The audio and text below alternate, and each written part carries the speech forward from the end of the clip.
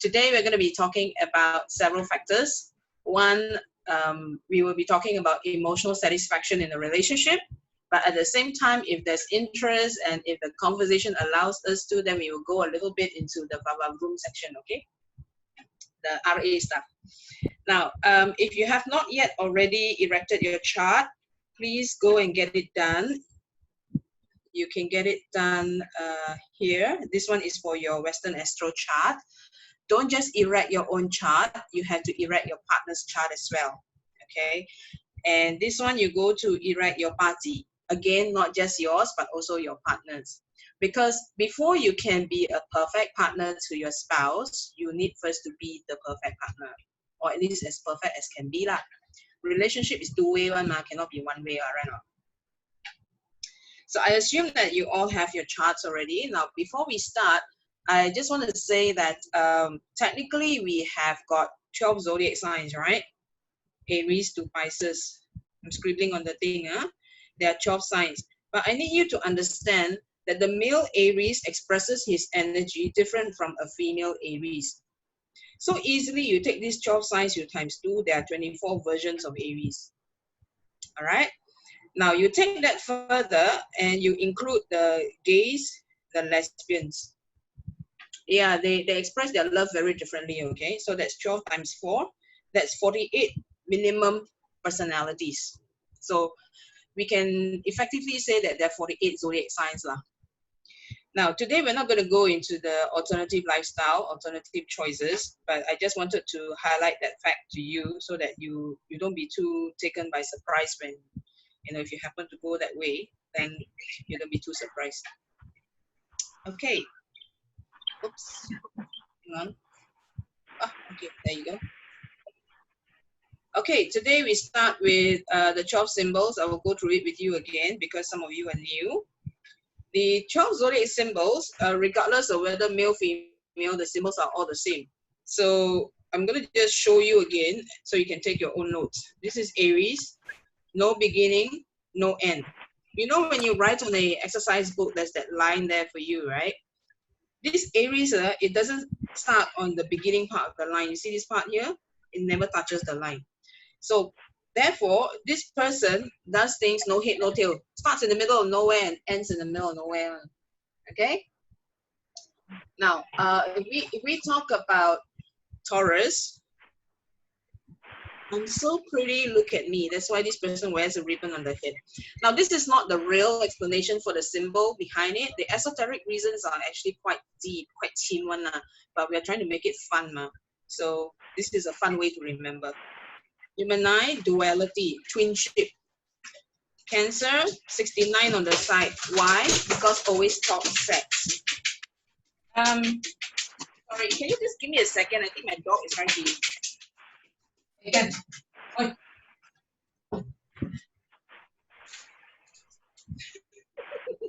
Sorry, guys. Okay, then you have Leo. Leo is the arrogant twit. Talk to my butt, and that's his tail. And then you have Virgo, the prude. This is a symbol of Virgo, followed by the cross leg. The line inside, right? Let me just show you which line. This line in blue.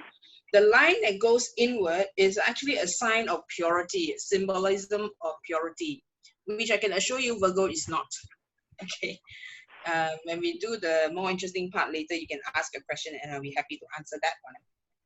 Libra, you see this? It's one straight line. This straight line is the spine, and that's the big tummy. So if you look at any Libra personality, male or female, you will notice that there's a bit of a tummy there. They cannot run from it. They cannot hide from it. No matter how much dieting, no matter how much planking, it's planking, right? Yeah, planking. No matter how much planking they do, it is not going to be a six-pack. Okay, it's not going to be a six-pack app. And then you have Scorpio. Scorpio is M. But again, see the difference here? It shoots out. Now, when it shoots out like that, it is basically the symbol of the middle finger. Because people are famous for using the middle finger. Okay? So you see the, I'm going to highlight in green now. Virgo, Libra, and Scorpio were once one sign. And then the ancients split it up because they discovered that while these three signs have a lot of similarities, they also have differences. So Virgo is inward. Every time something goes wrong, they blame themselves first. Scorpio, they blame the world first.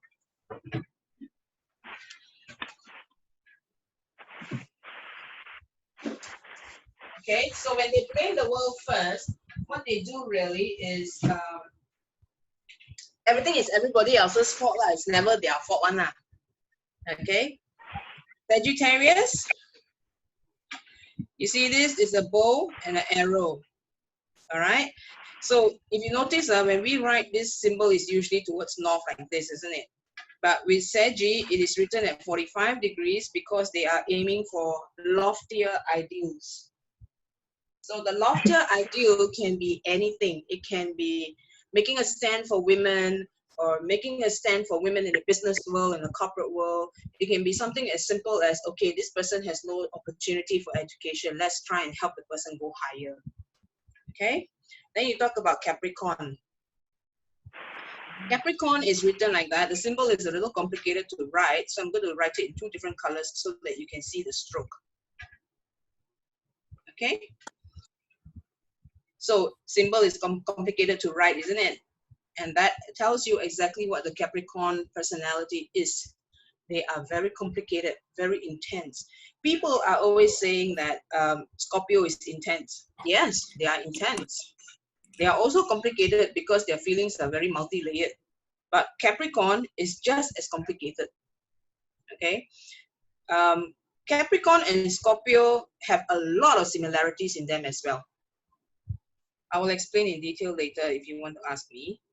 Now we talk about Aquarius, the water bearer. So the Aquarius sign is someone who is, as you can see, water has no shape. Water takes the form that it is given, both in terms of the fire, earth, air, water, as well as in Pati. So the Aquarius is completely unpredictable, uncontainable.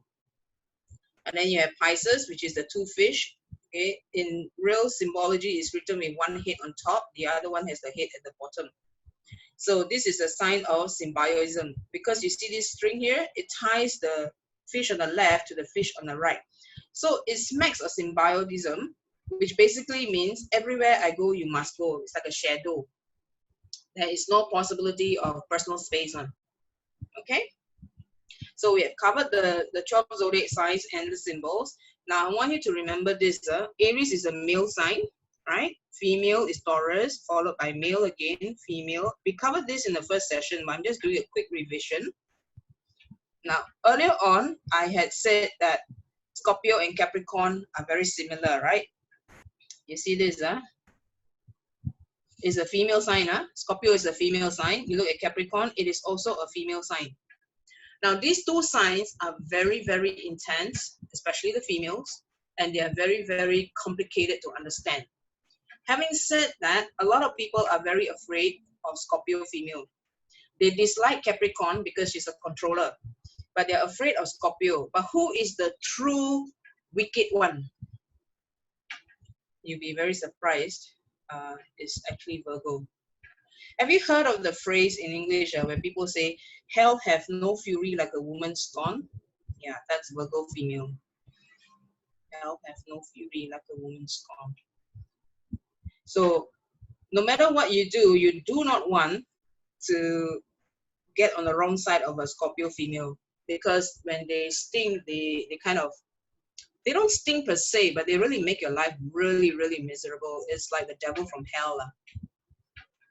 All right. I mean, but then again, I've always believed that if you can, you always leave a situation better off than when it first started. That's always the desired goal. So we talk about who are the cheaters, okay? We talk females first. Aries female. Please remember that this is tongue-in-cheek. It is highly exaggerated for entertainment value, but it also has an element of truth. So I want to put that disclaimer first in case anybody here gets upset. Okay. Now, Aries is a girl who will kiss and tell. Yeah. So if the man is having an affair with an Aries female, then I suggest that he takes extra precautions because they really like to boast. Why? Aries sign age is 0 to 7 years old, correct? Have you ever known a child to be able to keep a secret? They don't keep it very well. So by the same token, if Aries female is a mistress, then she will kiss and tell. The word discretion does not seem to exist in her dictionary.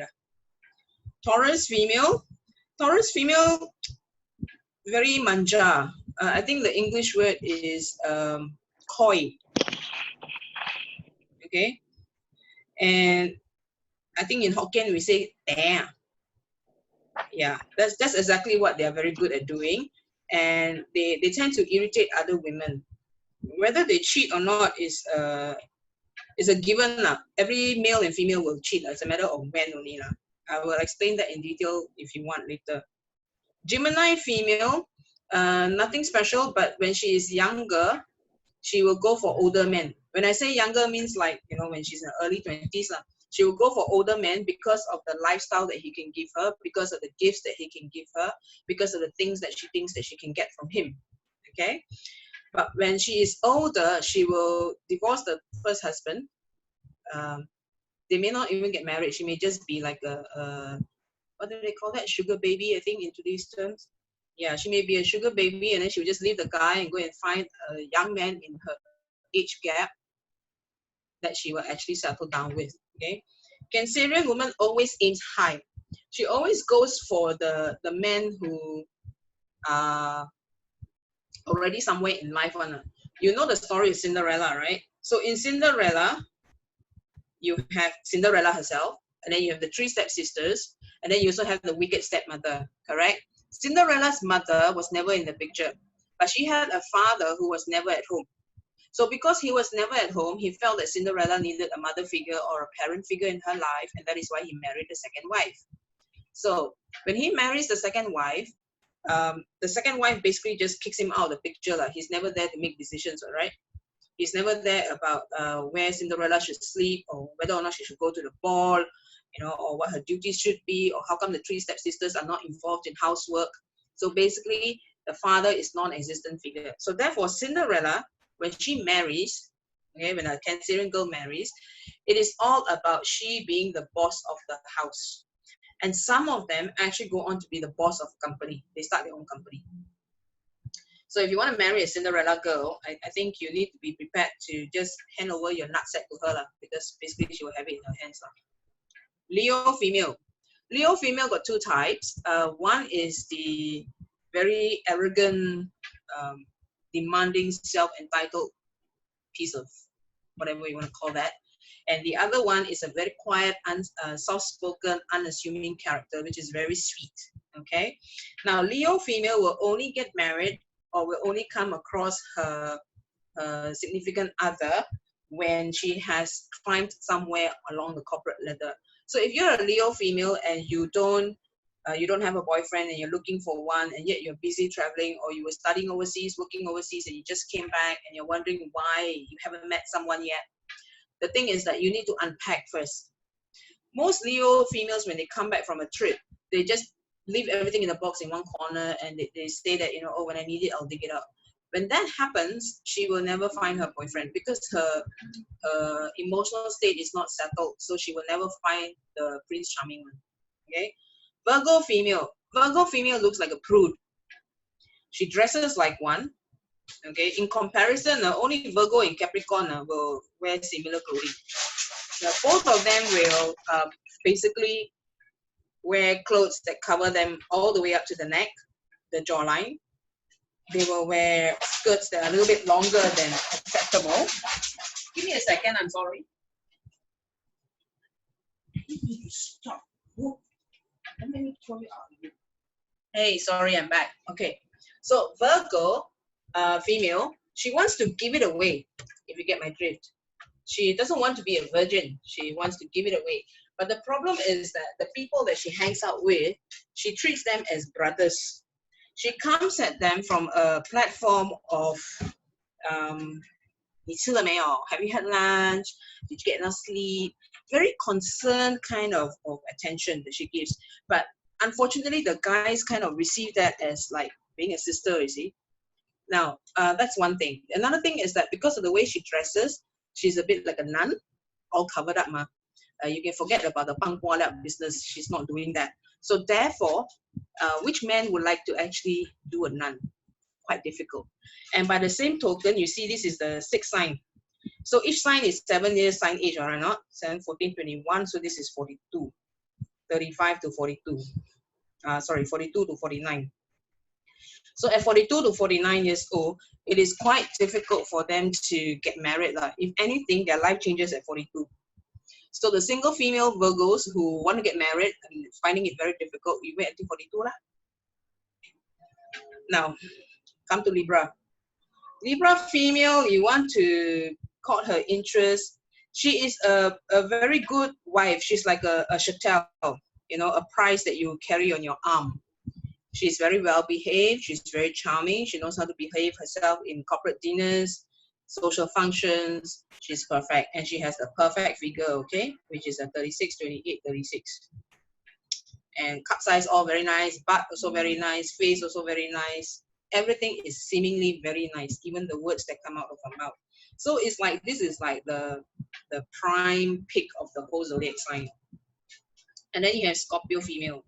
Scorpio female is everything that all these 7 signs were, but on a deeper level.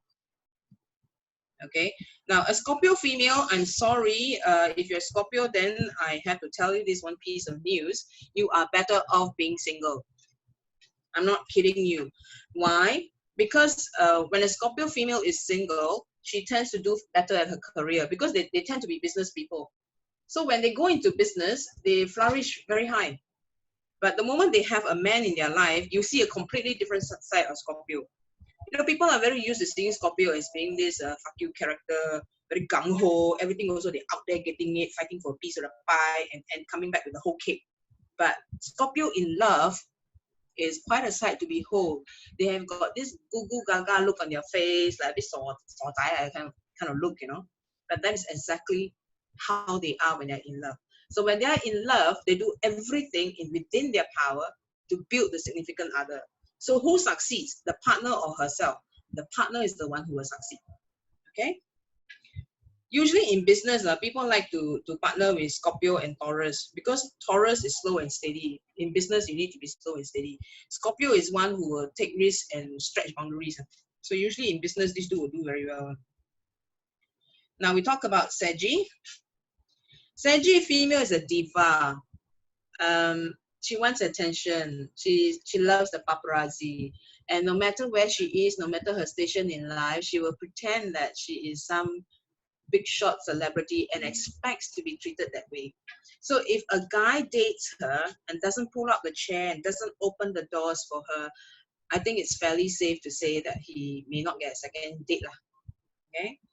Capricorn female, this one Empress Dowager, if you remember from the last session we had. So Empress Dowager is quite hard to love, all right? She's always so stern-faced, like constipated look on her face, and she's got this don't touch me kind of aura around her. But the Empress Dowager is actually a very powerful female. She basically controls a whole country, right? But her responsibility is huge because she takes care of a country. So you take that, you translate that into your personal life. She takes care of who? Her parents, her siblings, her grandchildren, her siblings' children, the extended family like aunts and uncles and everybody else. So with that kind of responsibility, it's a bit hard to find a man who is willing to take her on because it's not a buy one and that's it, you know, it's a buy one plus don't know how many free. So it's quite a difficult situation for a man to be in. And then we talk about Aquarius. Aquarius female is someone, okay, Aquarius is represented by Hera, the goddess Hera. And who is Hera? She's the wife of Zeus. Who is Zeus? Zeus is the king of kings. Okay, Jupiter, otherwise known as Jupiter. So Jupiter is the king of kings, he's the leader of the band. So Hera is his wife. So Hera is the goddess of justice, which is a bit of a joke because Zeus is such a slut. He sleeps with every damn thing around. So Hera, of course, her face, you know, forever high BP. So where Hera is concerned in human life, she marries down. Okay, marries down meaning she is likely to marry someone from a different social class, marry someone from a different financial class, marry someone from a different educational background, because she is a goddess who believes in equality, because she also represents Libra. Yeah, so she has a double role, because Hera as a goddess, actually there's a before Hera and after Hera. Hebe as a virgin, and then Hera once she's married to Zeus. So she manifests as different characters. So Aquarius female has a tendency to marry down as a sign of rebellion. Okay, Pisces female. Pisces female, she wants attention. She's also like a diva, like Seji. But the difference between Seji and Pisces is that Pisces lives in a fishbowl. Yep. She lives in a fishbowl. Everything she does is on public display for everyone to see, or so she believes. Sagittarius also believes that, right now. But Sagittarius is a lot more hardier than Pisces. Because Pisces, you remove the fish, you remove the water, the fish die already. Finish. Sagittarius, if there is no paparazzi, she will create it in her head. Basically media attention. Okay. Now the other sign that likes attention is Gemini female. Why? For her, bad press is better than no press. What do I mean by that? Bad attention is better than no attention. Like you pull a stunt, like, you know, in the midst of coronavirus, please go kiss the toilet bowl or lick the toilet bowl. That kind of stupid stunt they also will do, just to get attention. Okay, so in terms of esoteric astrology, Gemini is one octave. Sagittarius is a higher octave of Gemini. That means enhanced or accelerated, or, you know, you take every Gemini trait and then you times 3 and you get Sagittarius behavior, and that is the reality. Okay, so we have covered the 12 characteristics in terms of the females.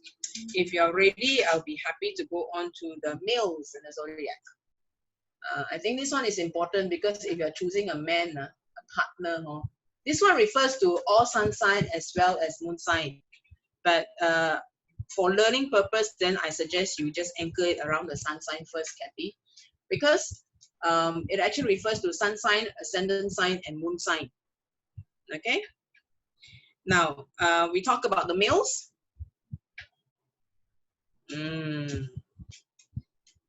Let's see now. Aries man is known as, the nickname I have given him is Quick Draw McGraw.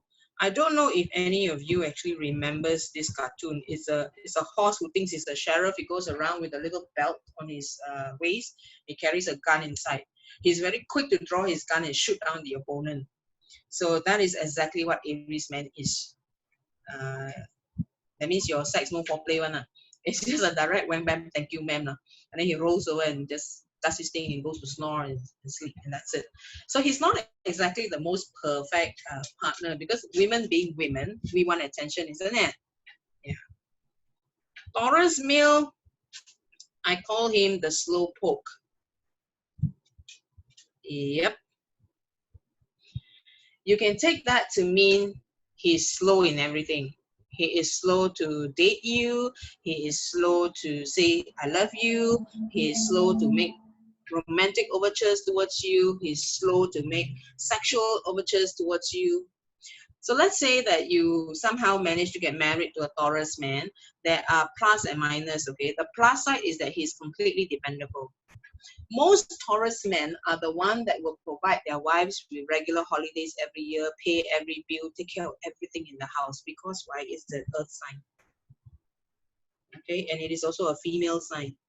So the male in a female sign, very dependable. Okay.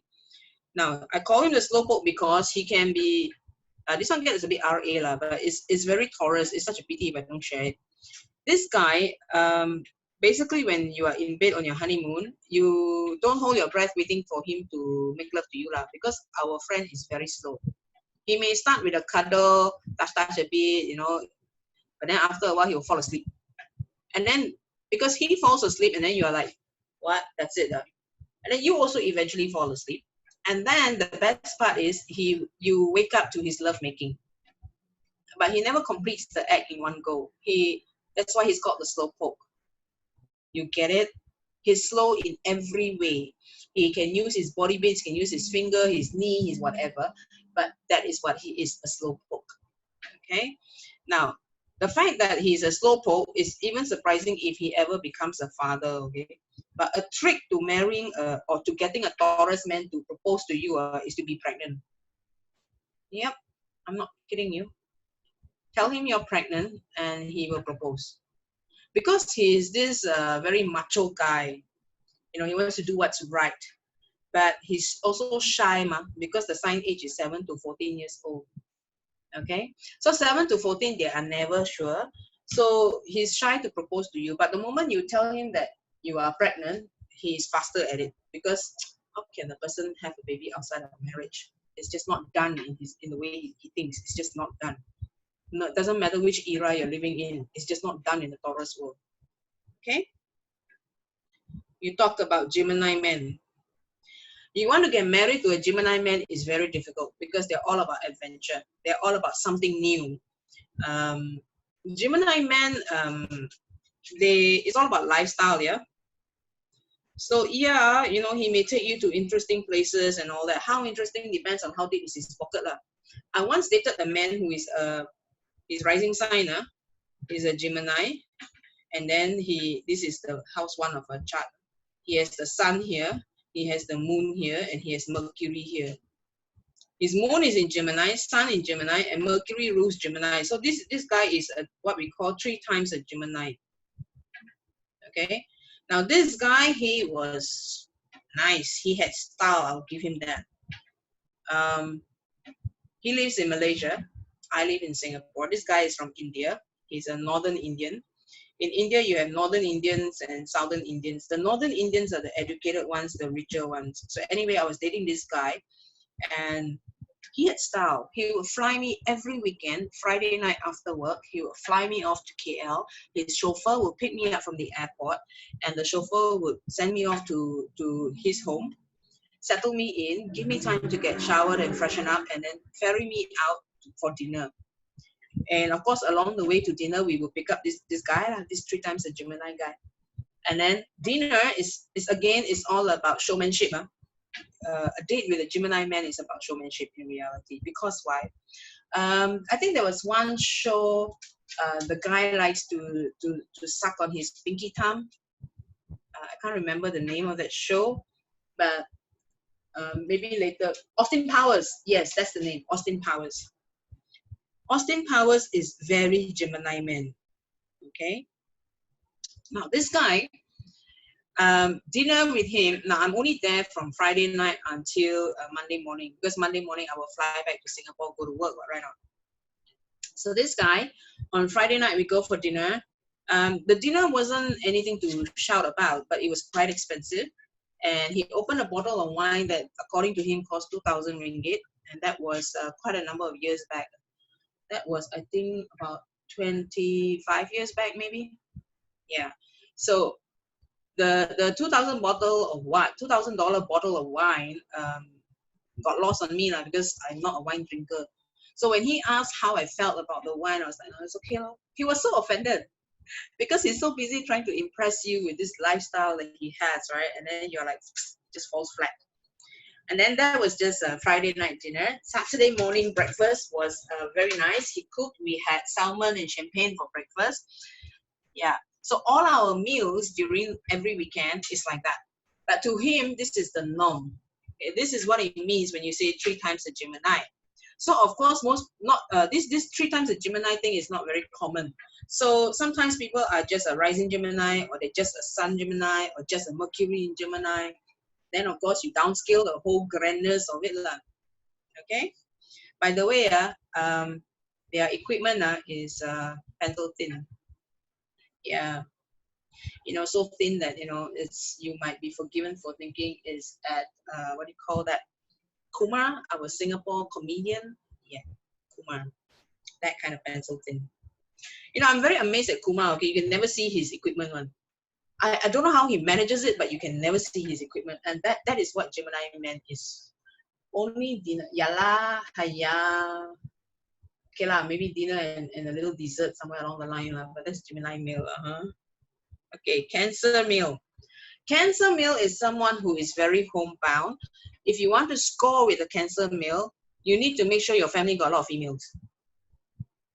Yep. Why a lot of females? He is used to being around females, ma. Remember just now we were talking about Cinderella, right? Yeah. So he subconsciously goes all out to create that kind of environment.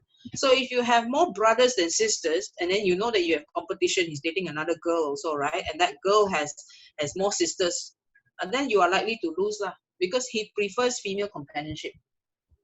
Okay? And then we talk about Leo.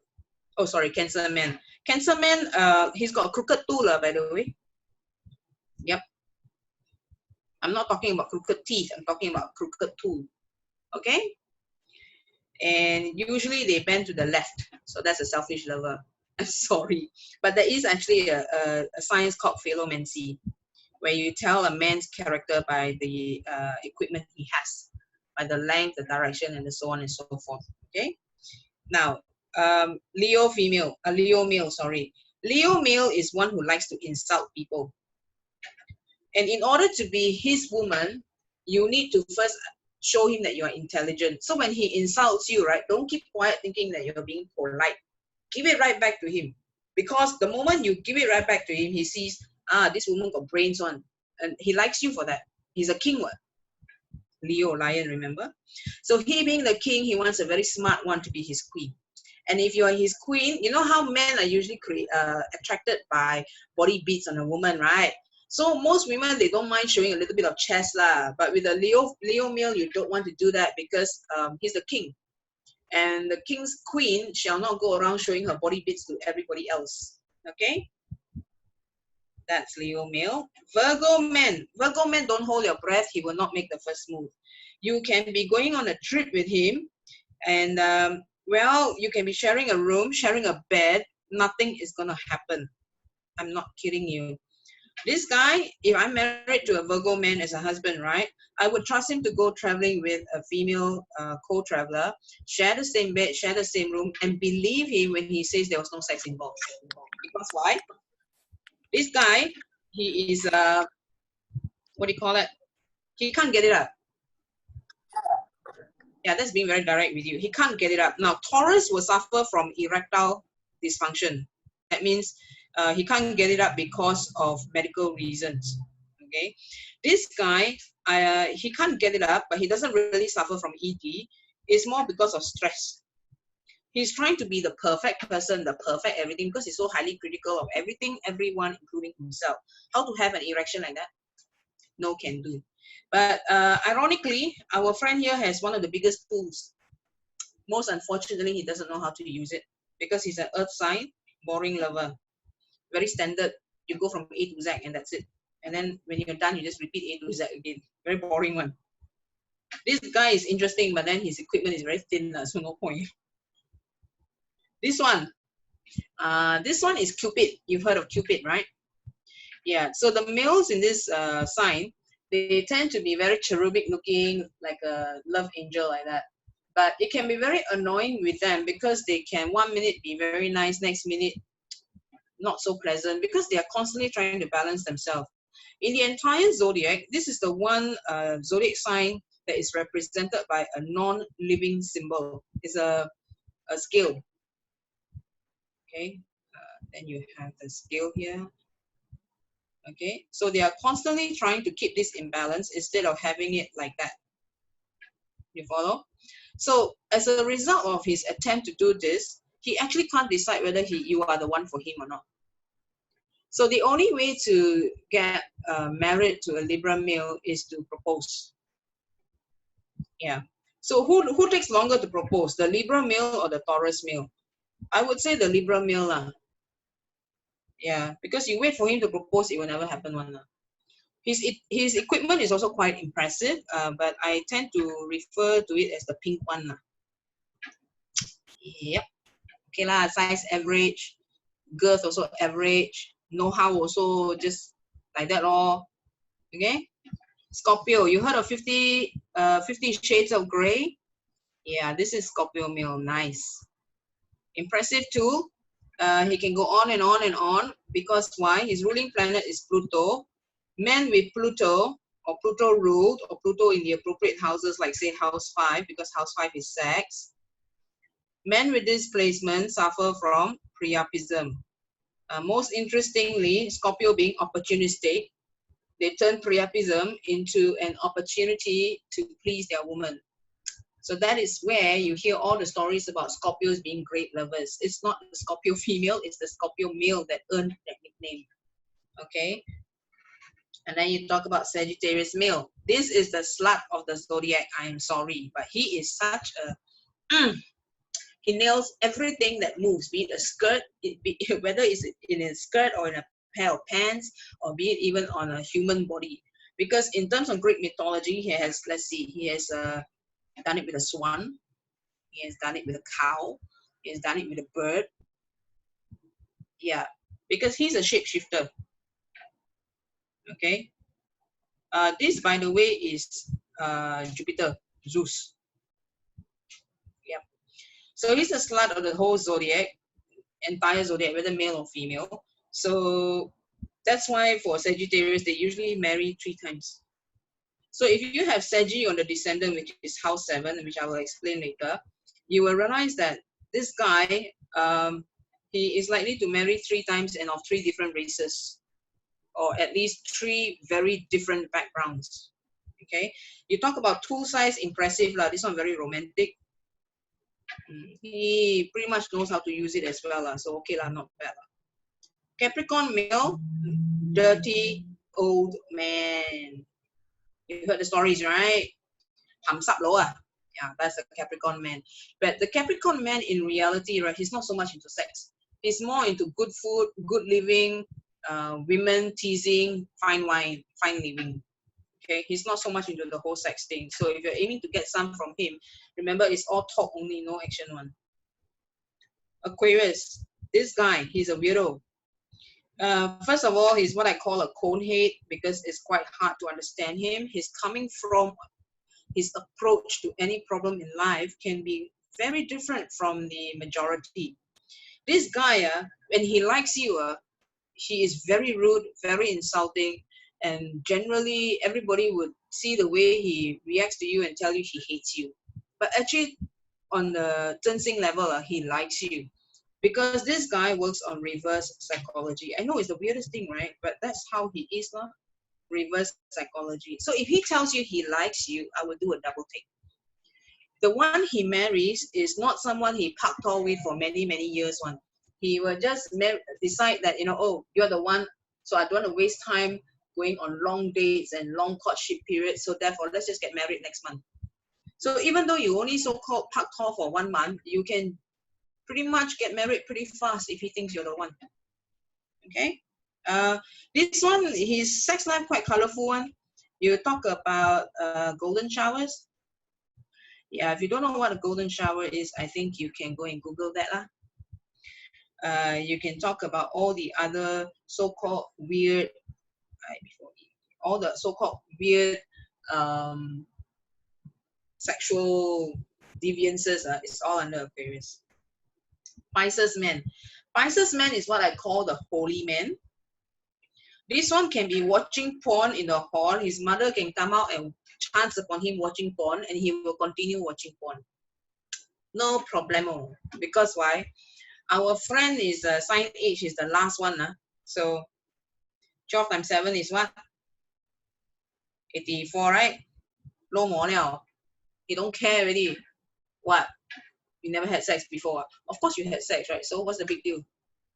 That's Pisces man. So his tool, however, if people have said that the size of a man's shoe correlates to the size of his tool, right? Then I can tell you Pisces men nothing to be impressed about, because their shoe size can be quite small, size 5, size 6, not very impressive. Okay. Okay, Hui Ling has a question. If a man is an ascendant Virgo and the moon Saggy, which sign will rule at the end?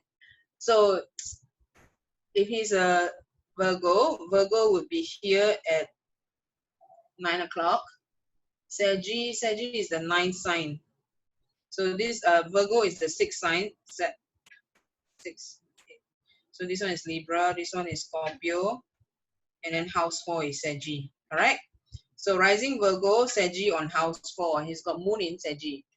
Am I seeing your message correct? Just give me a second. Oh, so he got moon in Saggy. Yeah. So moon in Saggy is not this placement is not a split personality. It just means that depending on where the moon is, whether it's near the cusp of house 4 or whether it's nearer the cusp of house 5, it can form a relationship with the ascendant sign. So whether it's a square or a trine, square is no good. Okay, square is challenge, trine is good. So if it's a square, then basically this guy is like 1 minute he wants sex, the next minute is like don't want sex, cannot have sex, that kind of thing. Okay, but we are talking mostly emotional aspect lah. I'm a bit careful with my answering here because I don't want you to go and start a fight with the hubby. I'm assuming it's the hubby's chat, so I just don't want you to go and start a fight with that after that. Okay, so just take everything I say with a pinch of salt because it's meant to be tongue in cheek kind of thing also. Okay, so I have done the 12 zodiac signs with the symbols as well as given you a brief description of each of the 24 signs. So now we do the next one. We are going to talk about their negative traits because why? Now, when you are trapped in a house with everybody else at home in such small quarters, you will go crazy. Your husband supposedly very loving one, you will feel like killing him and choking him.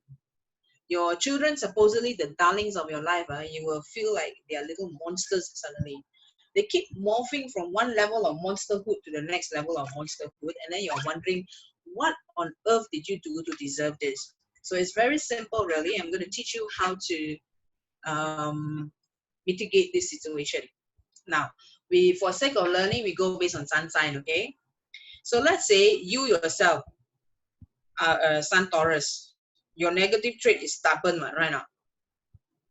So let's say your husband is Gemini. What does Gemini dislike?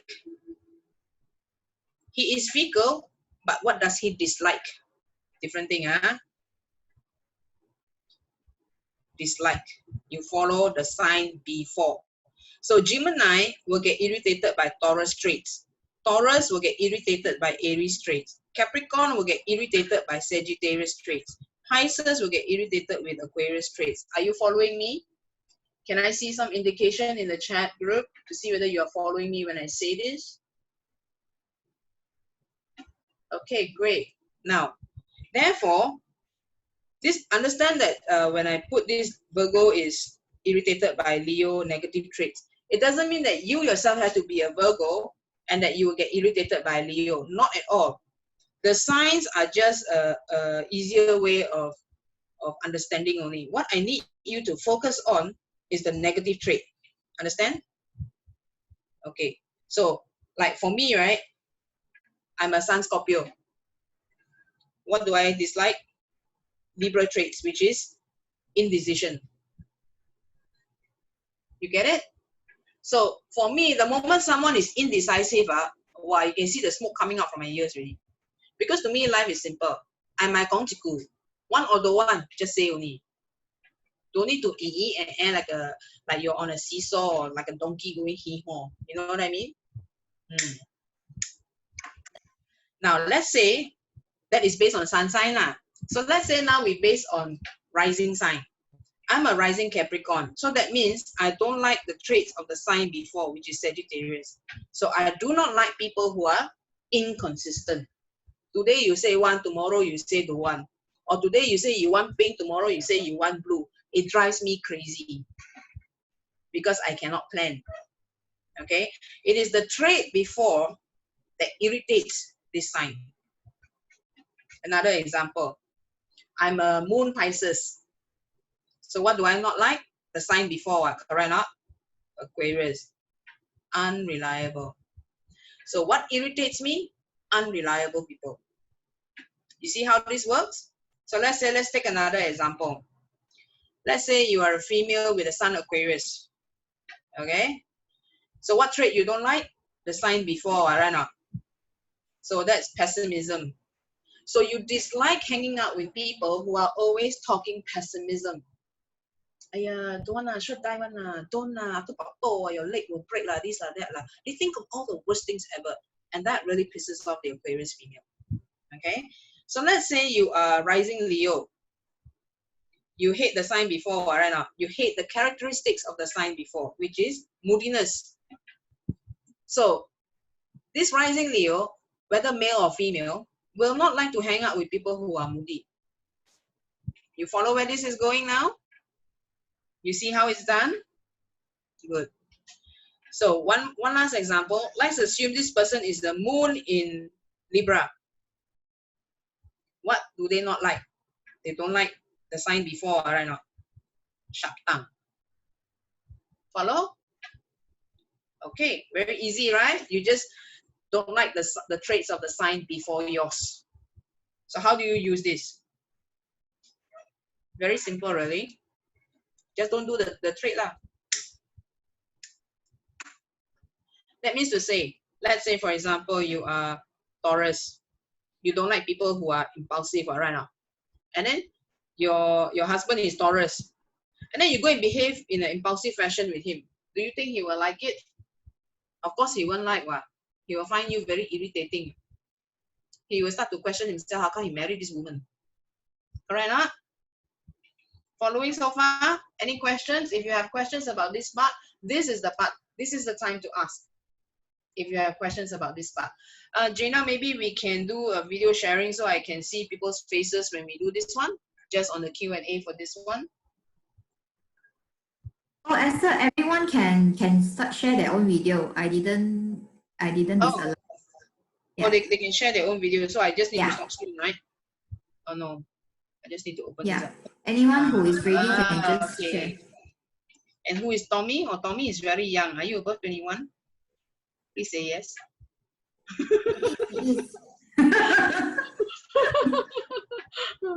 Okay. So who else is here? Huiling. The rest all not showing video, but I assume you're all older than 21. Hey, more girls than guys, huh?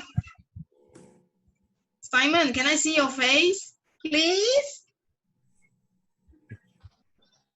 Yeah, well, Tommy, you look so young here.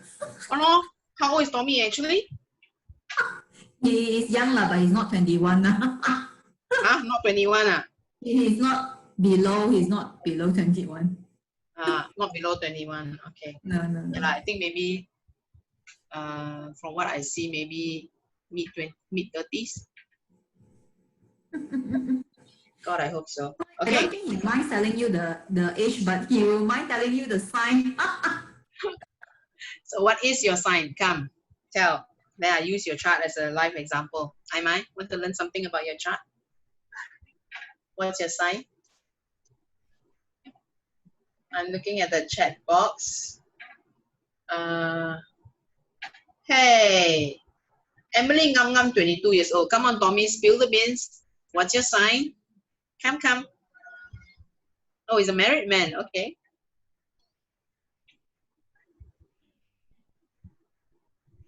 Tommy Ngam 22. Come, Tommy, what's your sign? Don't shy. Come, you're cute. Quick.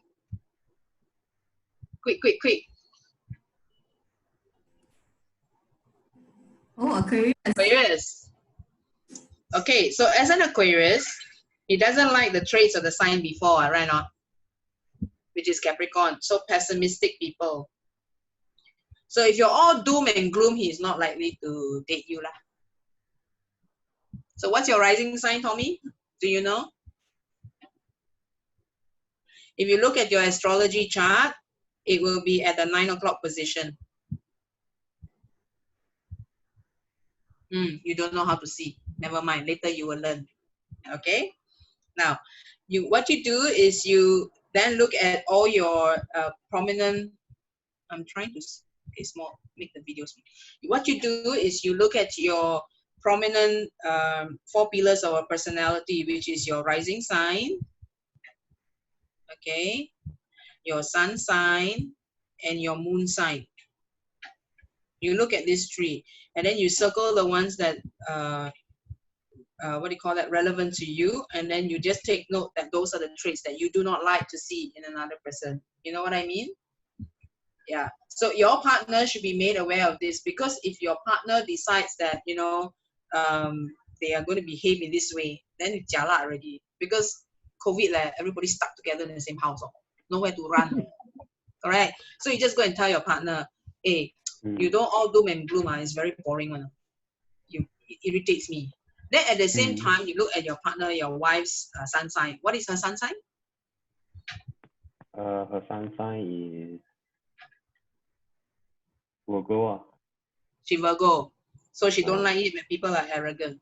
So you don't go and howling with her lah. It's that simple lor. It's that simple. Okay? As long as you don't howl and as long as she don't always go on about doom and gloom, your relationship is better already. But of course, that's just based on sun sign. What you want to do is to take it based on your rising sign as well as your moon sign. Okay? Yeah. So now, if you guys have no questions about how to identify the negative traits, I will go on to the positive traits, because the positive traits is how to get what you want from that person. This one is to avoid at all costs. At all costs. Okay? Now, my late husband was an Aquarius. So whenever I talk doom and gloom, he will just shake his head and then he will turn ke belakang pusing. He will walk away. He don't like. Okay? I'm a Sun Scorpio, so when he becomes indecisive, I feel like smacking him in the face. When I ask him, what do you want for dinner? And then his answer is, anything lah. Oh, that's it. My two horns will come out because I get very upset. If your answer is anything, then how am I supposed to prepare something? Don't like indecision. So therefore, this is to be avoided at all costs. No can do. Very simple one. Cannot do. Okay, if we're clear on this, I will go on to the next one. What you should do to get your partner to like you more. I mean, look, you are basically married to the person. There's no escape, okay? You are married for better or for worse, till death do us part. So there's no escape. So you have to learn to live with that. In any event, life is constantly changing. So here we go. We go to the next page. There you go. The positive traits. Sorry, my dears. Yeah, this one. There you go. So we're talking about the positive traits of a sun sign. Again, the same thing applies, the rising sign and the moon sign, okay? So, like, for example, we use Tommy. He's Aquarius, right? So, we use the positive of the, wrong slide. Sorry, my dears. Let me just rewind a bit. There you go. There you go. So he's an Aquarius. So what you want is to exude or express the positive signs, the positive behavior of the signs after Aquarius. So after Aquarius is Pisces, right? So in order to be in Tommy's good books, you need to be very selfless. You need to be thinking about service to others, how to help other people. Then he'll be very happy with you. Correct or not, Tommy? All right. Yeah, see? Right. Yeah, so his wife is Virgo. So in order to make her happy, you go towards the positive part of Libra, to be charming. 讲话要讲好听啦, got 40 ways to skin a cat lah. You know, so if you have 40 ways to skin a cat, what for you make it such a horrible journey? Make it a fun one and she'll be very happy with you. Okay? So this is how we take out or bring out the best of the people in your life. Okay, so like for example, let's use me again. I'm a Scorpio. So the sign after Scorpio is Sagittarius, correct? So what do? You encourage a Scorpio to be big-hearted. 做人要大方一点.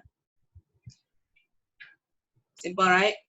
So I'm a rising Capricorn. The sign after that is Aquarius. So Aquarius means humanitarian. So encourage this person to go and do more good deeds. 做好事. I think the Chinese say 做善事 or something like that. So again, you can follow the moon sign. So the next sign is Aries. So encourage them to go and take action. Don't just talk, go and do. Simple and straightforward. You do sun sign, rising sign, moon sign. Okay, now these things that I've just taught you, the negative trait and the positive trait, can be applied not just to your spouse, not just to your husband or your wife or your girlfriend or boyfriend. It can be applied to everybody. Okay, so it can be applied to your children, can be applied to your colleagues, your mother-in-law, and so on and so forth. Can you see the note now, Raymond? Can huh? Because I don't see anybody else saying they can't see. So I assume all is good, all is back. Okay, so this is the positive things that you need to be. If you can, you quickly take down. If not, then I will just send you the notes at the end of it. So this is straightforward. This one you want to do more. You want to try and remember to do more all the time. So naturally, your spouse cannot read minds, right? Not. So your next step is to go up to your spouse and say, or your boyfriend or girlfriend and say, hey, look, when you do A, B, C, it irritates me. So can we work towards doing X, Y, Z instead so that our relationship can be better? Then, of course, at the same time, you need to apply the X, Y, Z that is related to your partner's sun sign or their rising sign or their moon sign. It's very simple. Basically, you have Aries, for example. I only have one key point here.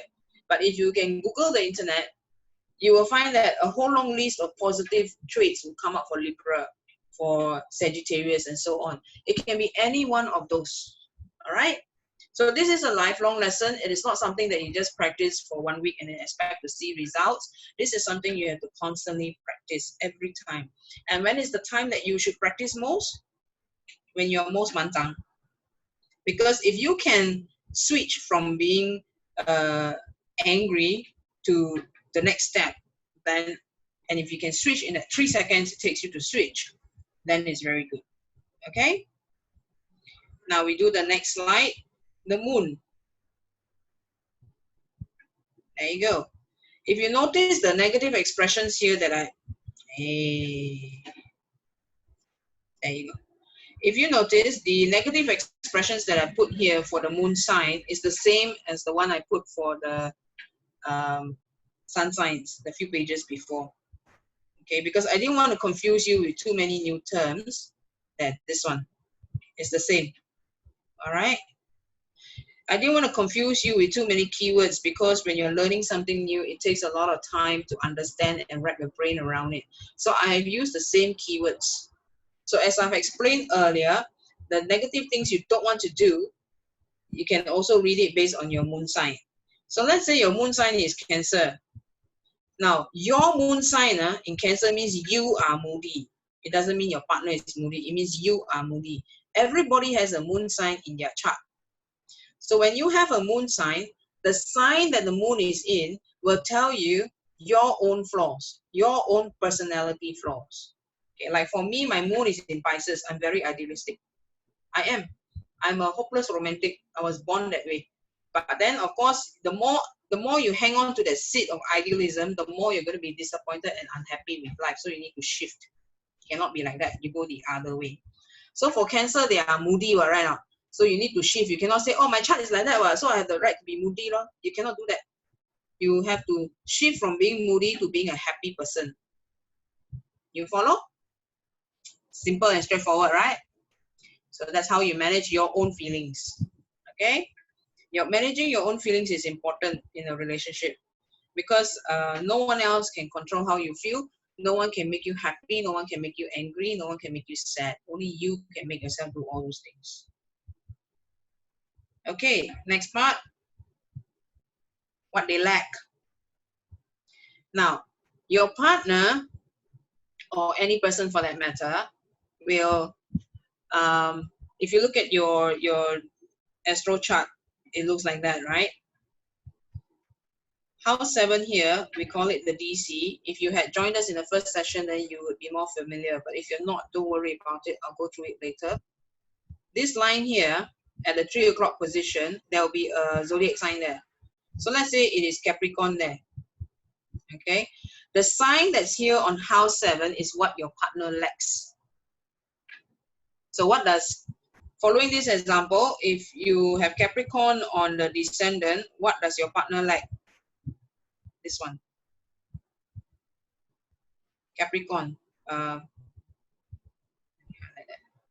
Oh, shit, wrong page. Sorry there. Mouse, back one page. This one. Yeah. What does your partner like? Discipline. So then you teach your partner what it means to be disciplined. That is how you teach them to grow as people, because they were just brought up in a way where they just don't have this and that's it.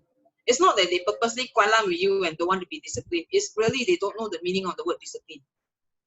Okay? So anything in house 7, you just follow the positive traits and teach the positive traits there.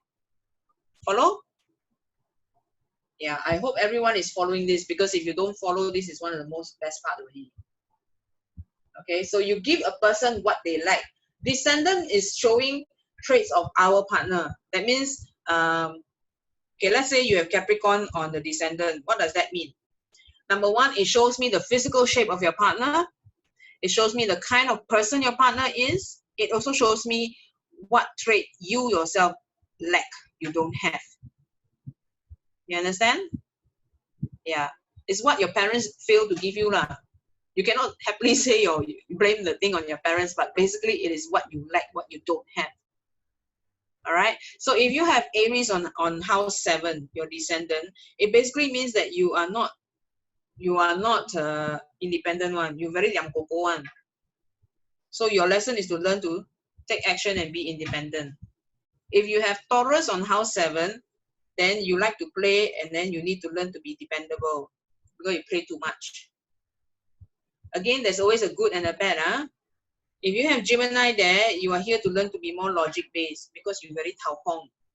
If you have Cancer on descendant, you lack protection. So you must learn to be more protective. If you have Leo on the descendant, you are not a straightforward person. So you need to learn to be straightforward. If you have Virgo on descendant, you are not a very practical person. You must learn to be practical. You see how this works? Clear, right? What is stated here is what you lack, and it's what you must cultivate in yourself.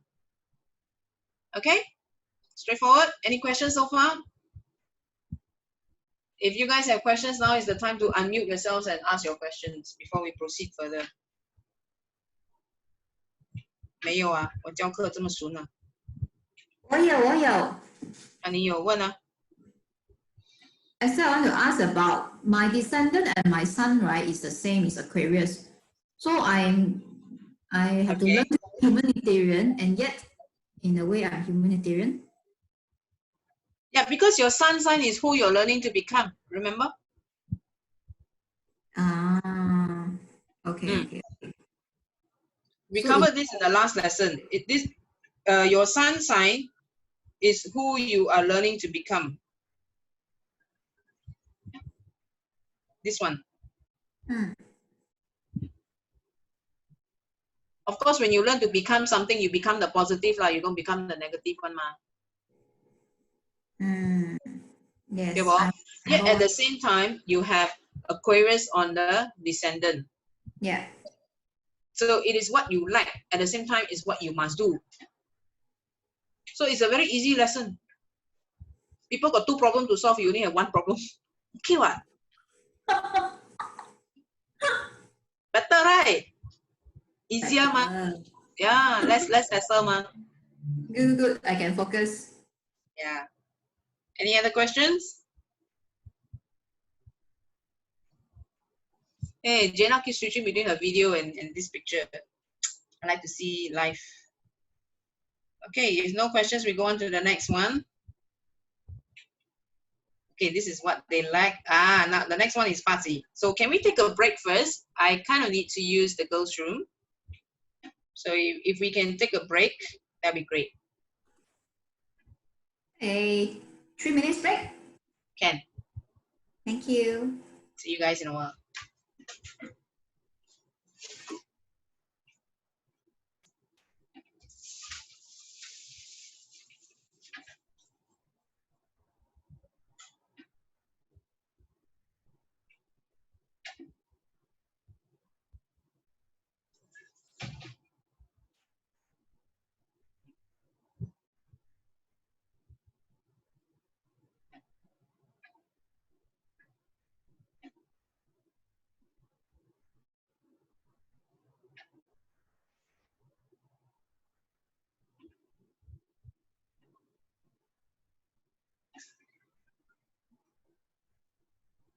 Again.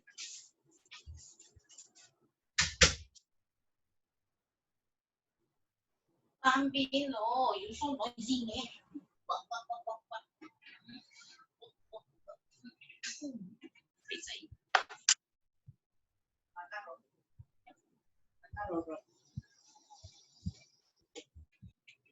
Okay, I'm back at the table. You just let me know when you're ready to start, okay?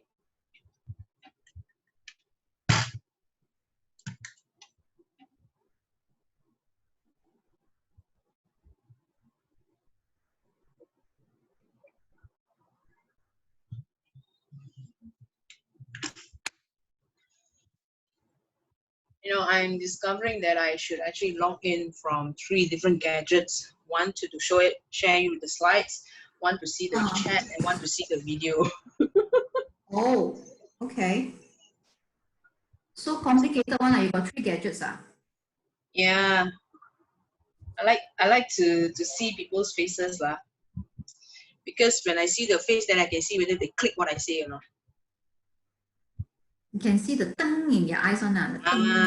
When you can see the tongue is when you know, okay, this explanation comes out.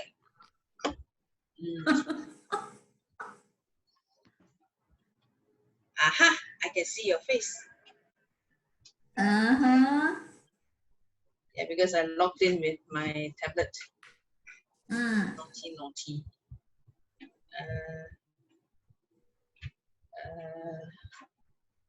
Okay, thank you. I think I found a Gemini man, you know. You found a Gemini man? You want to quantify that statement for me? That's fine. My husband is Gemini. Okay. And But not 3 times, 1 time only. rising sun? So what is his rising sign? Before you answer me, just be aware that the moment you tell me his rising sign, and now that I know his sun sign, I will know what kind of sex you're having. So. No. No. Well, good. You actually, before you trick me to answer, you actually tell me that what you know. Okay. Yeah. So the thing about Western astrology chart is that you pretty much can tell a lot of things about people. So some of it can be quite fun. Like for example, when you learn more, I mean, every parent obviously needs to have sex in order to make their kid, right? But every kid grows up and then they also want to have sex. Interesting, right now, fun. But yet at the same time, it never occurs to them that their parents have had sex. Their brain just doesn't want to go that way, correct? Now, when I started going more and more into astrology, the first thing that came to mind was, oh no, now I know what kind of sex my parents had. It's like, no! And then slowly I know what kind of sex my brother has, and then now I even know what kind of sex my son has. So sometimes my brain just doesn't want to go that way. Yeah, I also don't want to know. But it's a good way, it's a good teasing tool for me to use against my son. Yeah. You know, when he was growing up, I used his chart against him. Very bad, right? Because I know he got high sex drive now. Okay. And then I didn't intend to become a grandmother very young age. So I basically used his chart against him. You prevent him from doing something or how? Yeah, prevent him from having sex. No. You're 15 years old. What are you doing having sex? Wait till you're older. Very bad, right? But it's fun. Okay, then, of course, sometimes... what information is for? Sorry, say again? This is what information and knowledge is for. Yes, it is. And we can have better, in a way, better knowledge, better control, better opportunities, choices, more choices. Correct. So what you do is you take this information, you mold your children to become the better people. You mold your partner to become the better partner for you. And then you, most important of all, is you mold yourself to become the better friend, the better partner, the better parent, the better person that you can be. Because in reality, nothing is written in cement. Your chart can show you a lot of things about yourself, but it is not written in cement. Okay? True. Are we ready to continue? We still don't know what Chan looks like, huh? And then we have names like Chu Ping and CL, and then we don't know Simon Yap. Why does that sound familiar? Hi Simon. Do I know you, Simon? Your name looks very familiar to me.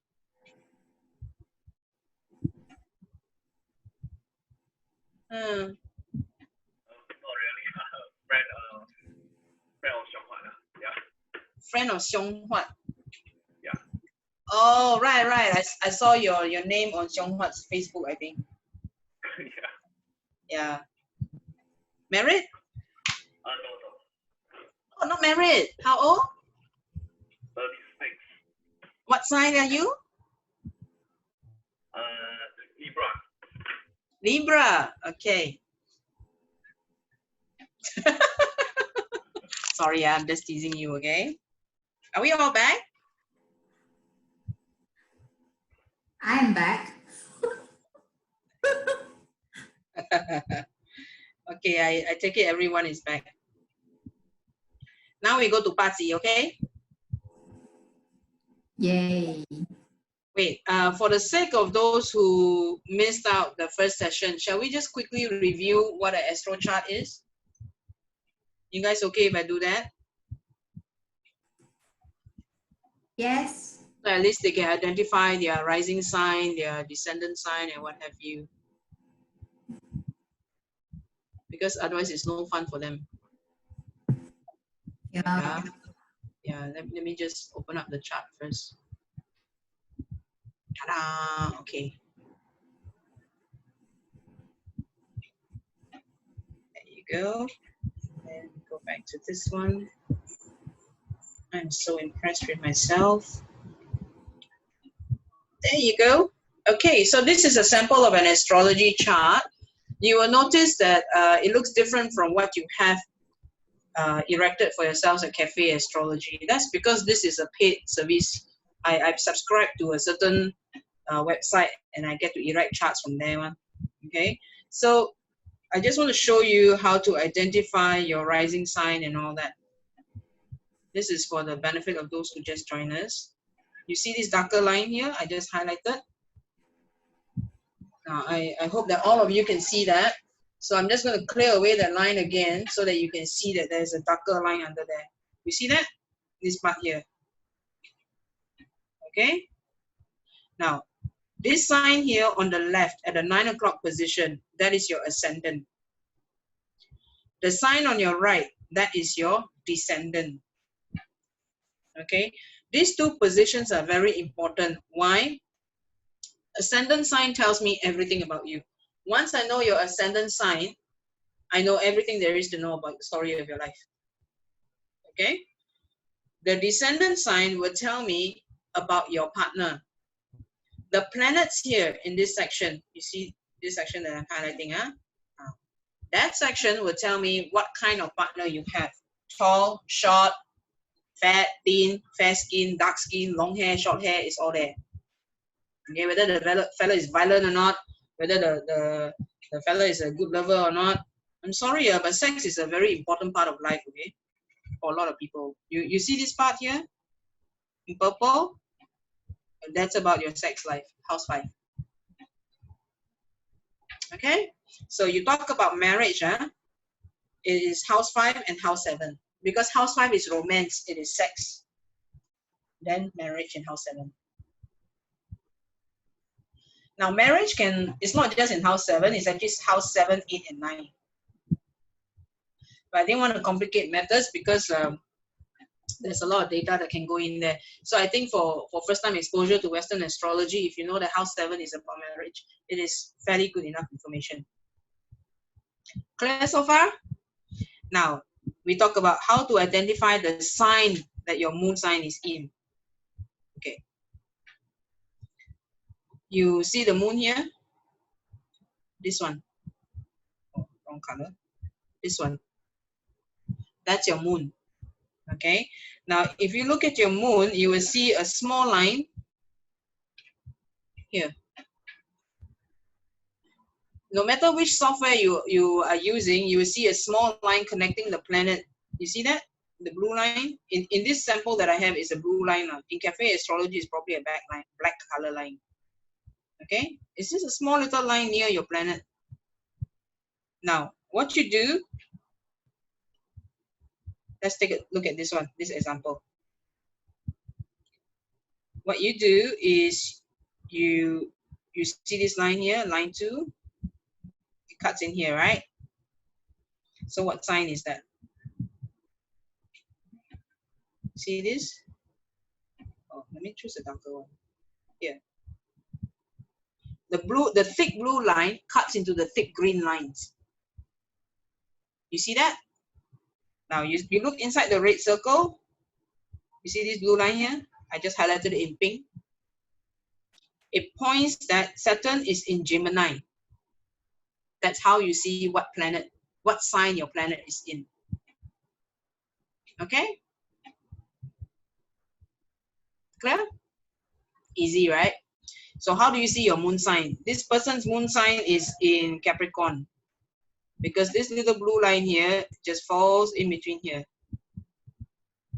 And this is Capricorn.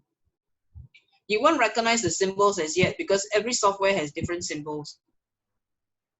Some softwares, they write it a little bit differently. Like you see Libra here, they curve it up like that, whereas it's usually written like that. So the extra parts are here. So there are slight variations here and there. Like this is Leo, but most people will write Leo with, the backside and the tail. So you have slight variations here and there. Don't worry too much about it. Yeah, as long as you can identify which sign it is fine. Okay. So everybody knows what your moon sign is in. If you're not sure, then if you are going to have a session with me later, then we can easily identify it for you. So if everyone's okay with this, we will proceed with the party.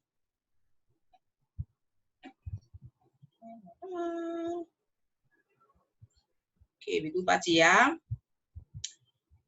You have all gone to myparty.com to erect your party, right? Okay, where's my mouse?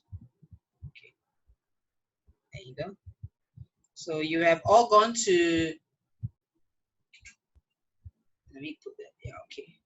You've all gone to my party. You have already erected your party chart. Now, when you look at your party chart, you see this? This is your hour pillar. Do you see what I circled? I hope you have. This one here.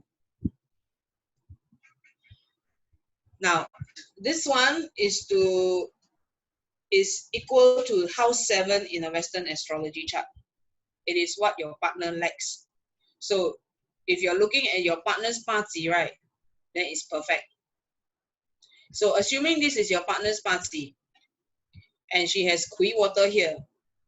This is water, ma. How I know it's water? You see this? It says water. Water, there's yin and yang in parts, but I don't need you to be concerned with that. I just need you to know what element this is. So this one here is water element. So what does she like? What does she need?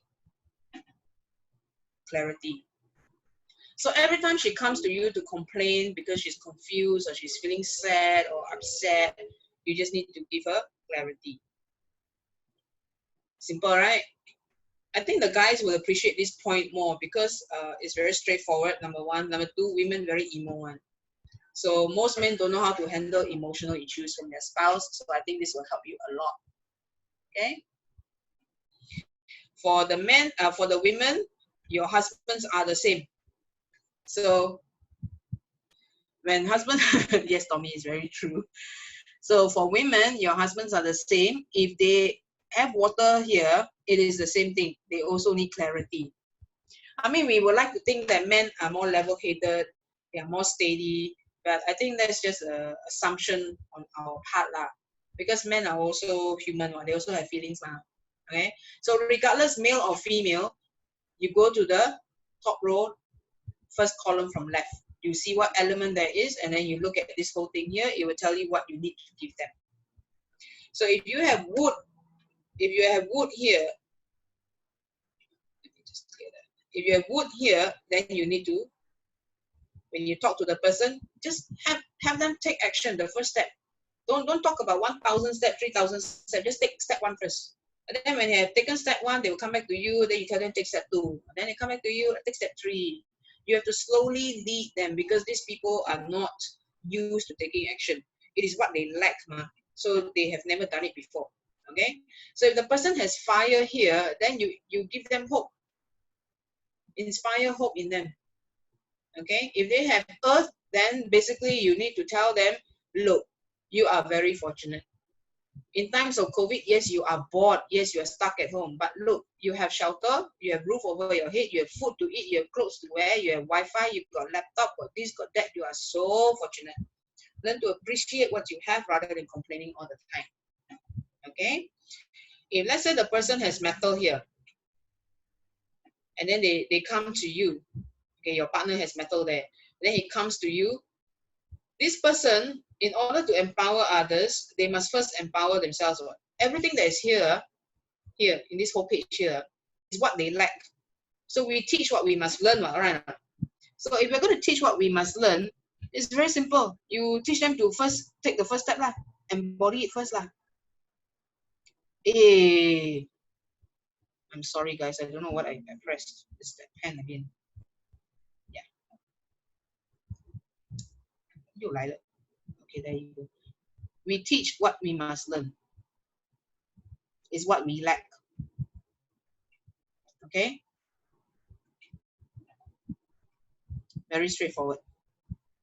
Any questions on this part? If you have questions, ask now before we go on to the next part.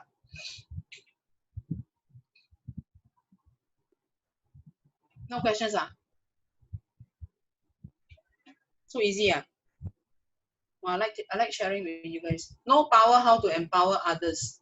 Well, basically, it's not about power. To empower someone means to make them feel that they are brave enough to do this. To have power over someone else is to control. But here we're not talking about control, we're talking about empowering, giving them the power. To empower is to give power. You know what I mean? To make them feel like they are in charge. They have control.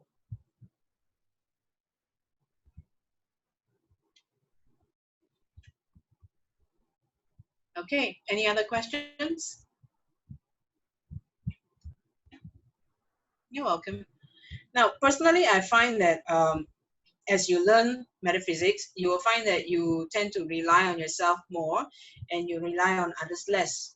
Like for me, I have, I like to use my own chart as an example because it's easier. And if I use your chart, I have to have your permission and this and that. So some people don't like what they hear. So I always use my own chart.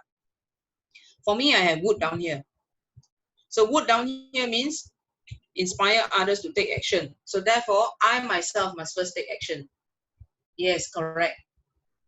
Okay? If our is wood, we inspire them to take action or encourage them to inspire. You encourage them to take action. Yeah. Kathy, you clear on that? Yeah. So my son, I have wood here. My son has metal. Okay. My son has metal here, which means empower others. And he's a very bright kid. Because from young, I read his chart. I keep telling him, no, you can encourage your friend to do this. Whatever your friend wants to do, encourage them to do. So he has grown up doing this. It's a habit now. Okay. So you can also quickly go and take out all your children's chart, their party, and then see what's here. Ask them to do. Then you slowly teach. It is not something they will acquire overnight. It is a habit. And these are habits that you must ingrain in the chart owner. Okay? Any other questions? If no, we go to the next section. Okay. Next page.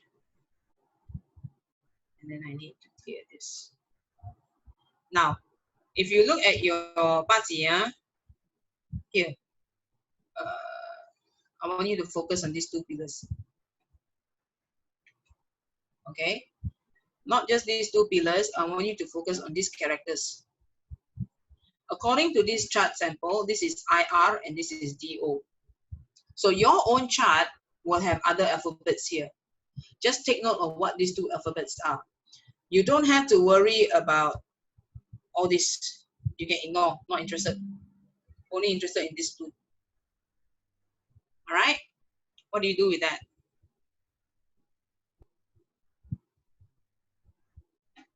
There you go. So in this example, this native here, native means chart owner, has IR. So what does IR mean? I come over to this chart, hope. So this person has no sense of hope, man. So you must impart hope to this person. Show him that, you know, there's always room for opportunities. A lot of unimaginable things can happen, blah, blah, blah. All the good things, of course. And then he also has DO here, right now. This is regardless of gender, whether male or female, it doesn't matter. Now, this person is also here to learn about fairness. That means this person, in their dealings, they are never fair. Man. Follow? It's what they don't have, man. It's what they lack. So this is straightforward, right? So you see, when you marry someone, we assume that we know the person because you pak tor 1 year, 2 years, 3 years, who knows how long you pak tor, right now. So you pak tor so long, and then you expect that, okay lah, you know enough of this person to want to commit to this person, create a family together and all that. But then along the way, you realize that, hey, why is this person like that? I didn't see this during our pak tor days. Because the person is already 30 years old when you met, right now. And then you know the person for 1 year, 2 years, 3 years, you expect to know everything, man? Cannot be. The person himself also still knowing himself, still discovering things about themselves. So when things come up, when the shit hits the fan, you know, issues come up, personality clashes come up. When people happy, get divorced. Okay, for me, my personal stand is, if you're not happy in a relationship, divorce, solve the problem. Because why? People don't like to, they don't like to fix problems. They like to just take up the carpet, strip everything underneath, and then close the carpet. So if you do that, life cannot improve. It will only get worse. It's a matter of you divorce now or the shit hits the fan in 10 years' time. And then you waste the 10 years being unhappy. So bo pian one. You're really so unhappy, just divorce. But if you are one of the rare few who like to work on self-improvement and like to work on bringing out the best in other people, Party can help you. Astrology can help you.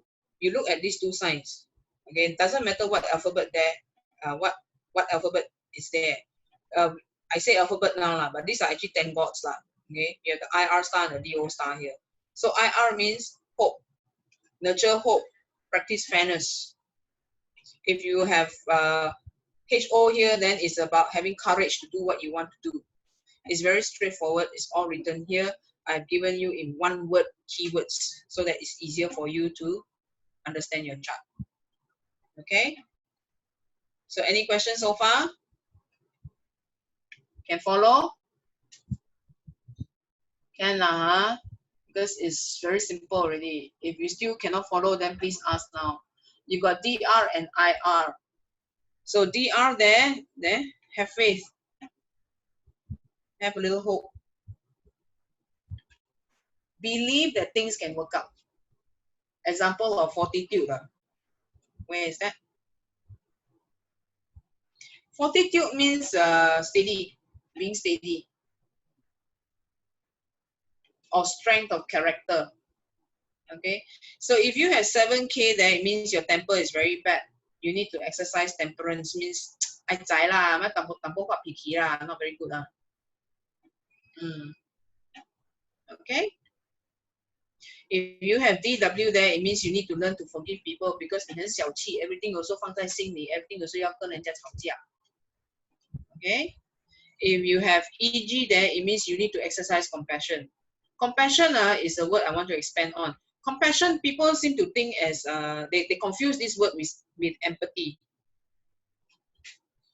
Empathy is also often confused with pity. Please do not confuse. There are three different words. Okay? Pity is pity. Pity is coming from ego. Yeah, the guy's so poor thing. That's pity. Empathy means, yes, I can understand what you're going through. Compassion means you are taking empathy to the next level. Compassion means I understand this is happening. I allow it to happen. Because why? The person choose to be in this situation. I know this point usually gets a lot of people very irritated, but it is true. The person chooses to have this experience because this chart is their chart. It shows their mindset. It shows how they think. So if they're having this experience, it is because they chose to have this experience. You understand? So when you have compassion for that person, it means you are allowing the person to make their choice. So if their choice ends up being a mistake, then too bad. They make a mistake. You understand? Because in making a mistake, they learn a lesson. And we as parents don't live for forever. We will die one day. Right? Not? So better for them to learn their lesson now when we're still alive to kiosai and fix things, rather than, you know, make a big mistake when we're dead and gone. We cannot help them, not even from the other world. Like this year, Qingming cannot do prayers. Okay? Clear on this page? If everyone is clear on this page, we go to the last part. Okay. Last part is feng shui. Now, you look at your house floor plan. I need you to go and determine where is north, south, east, and west in your chart. Okay. Sorry, guys. Just give me a second. There you go. There you go. Yeah. I need you to go and determine where is north, south, east, and west in your chart, in your floor plan. Okay.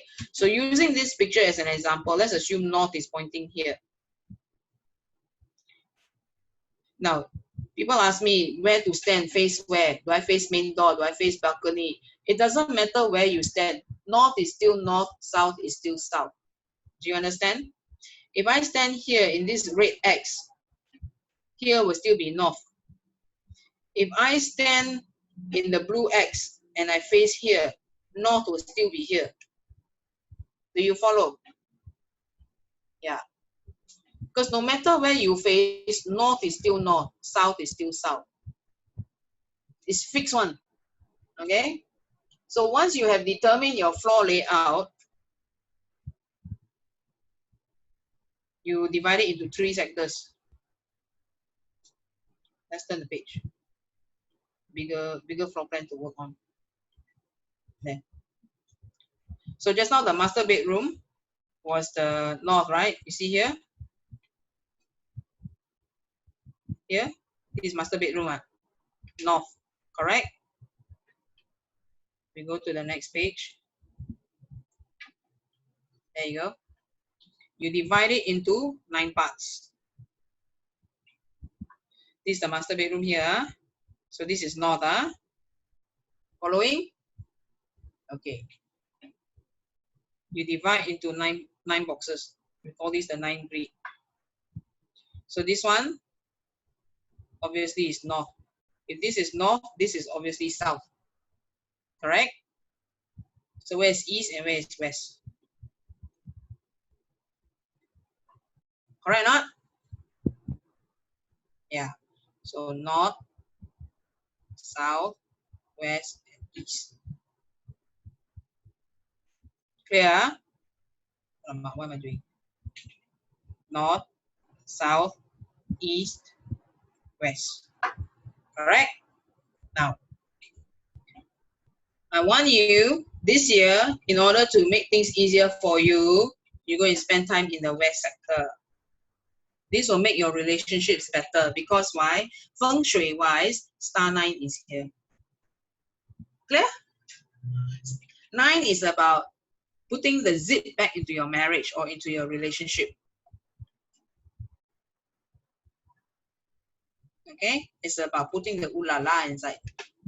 So those of you who want more sex, go use west sector. Not forever, just this year. Just until Li Chun of 2021.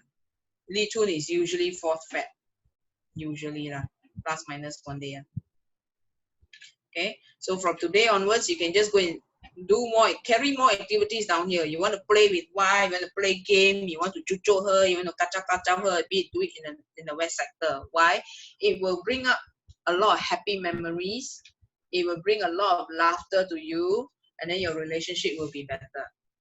Okay, now let's say you west sector 你没有办法用了, no opportunity to use, because like in this one here is the yard ma. You can't be sitting in the yard and discussing things, all right? Not very comfortable. So what else can you use? You can use northeast lah. So northeast is here, master bedroom. Oh, perfect place. We make babies here lah. Have some fun activity here lah. Again, until Li Chun. Okay? So when you do all these things, it will help to make your relationship better. Because I can tell you honestly, your Malaysian side MCO kena extended. Singapore side until May 4th, but it may be extended. Okay? This whole thing will take a little bit longer to settle down. So we are all going to be stuck at home with each other, seeing each other's face for a long, long time. So might as well make it better. So take into account all the tips that I've given you. Go and apply. But of course, it's a lot of things. You cannot remember everything in one go, so you one day practice one thing.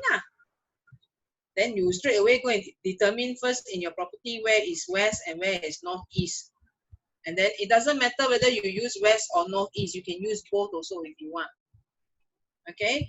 Now, if let's say you are forever quarreling, 整天一直吵, ask him to buy char kway teow, he cannot buy char kway teow, he came back with Hokkien mee. Like that also can fight World War III type. Then you don't use the north sector because north sector is about quarrels. Again, this is until Li Chun next year only. Okay? Then don't try not to renovate anything. If you need to do any repair work, etc., it's good to do date selection. Because this year, COVID already hitting us all very bad. So I don't think anybody will be spending money on renovation. If you have plans to spend on renovation, I encourage you to shelve the idea first. It will take a few years to recover from COVID, everybody. Okay? Resale market, retail market, restaurants, everywhere. It will take a few years to recover. So don't spend money unless you have to. And the only time you have to is when you're doing repair in the house. Correct? Correct. Okay, so if you're clear on this, then any questions? Okay, no questions. Now, if you're clear on this, then maybe we can do some Q&A right now. We can go through first page, everything, etc. if you need to, before I talk about something else. How do I get back my video?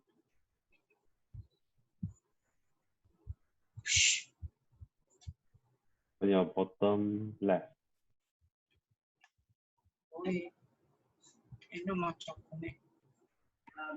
There you go. Oh, there you go. Okay, I see you guys. But you don't see me, huh? Stop share first. You can see more. Now you see me. Okay.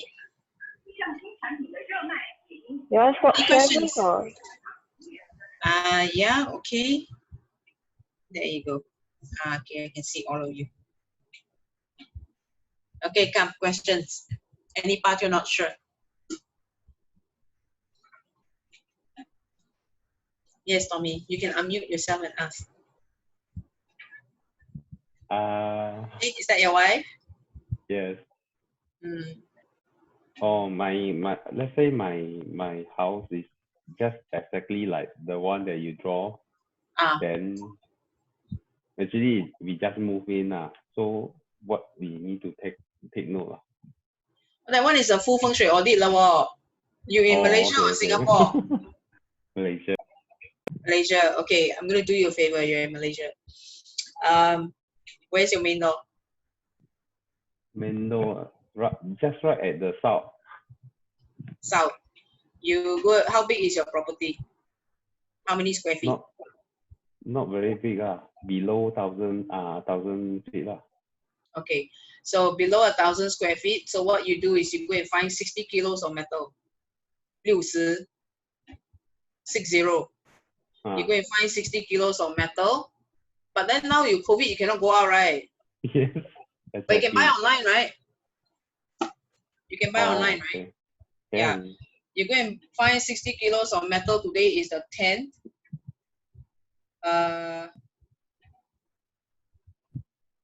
What you can do is on the 17th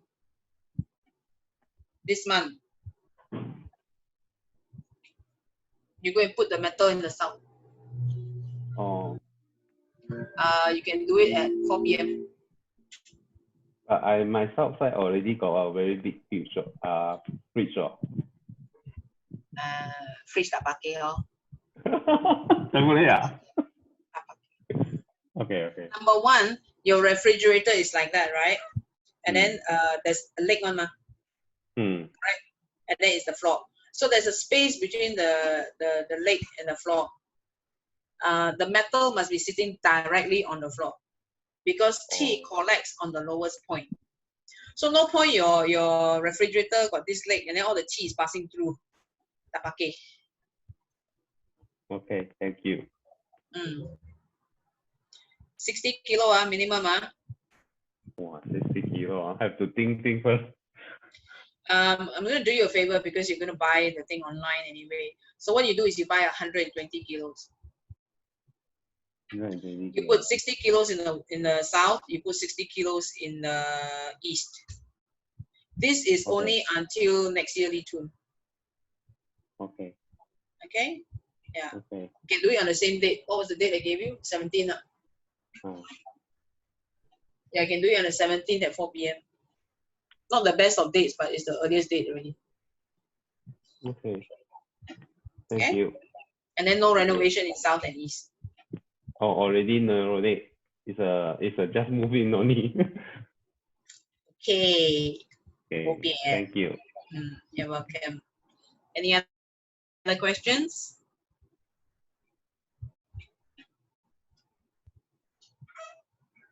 Really? All very shy.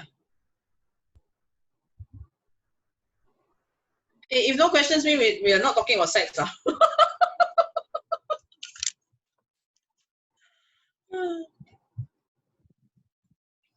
Compatibility, Esther. Yeah? Compatibility. Okay. Compatibility.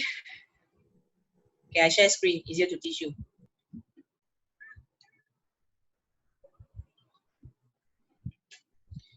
Let us go back to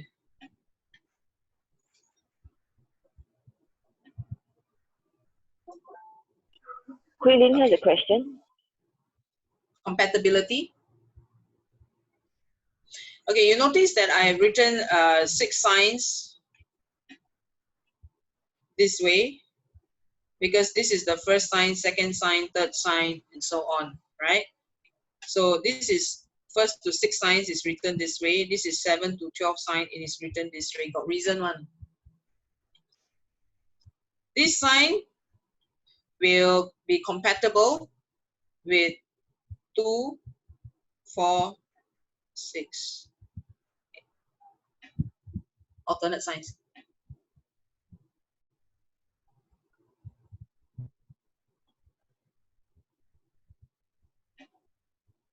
See it?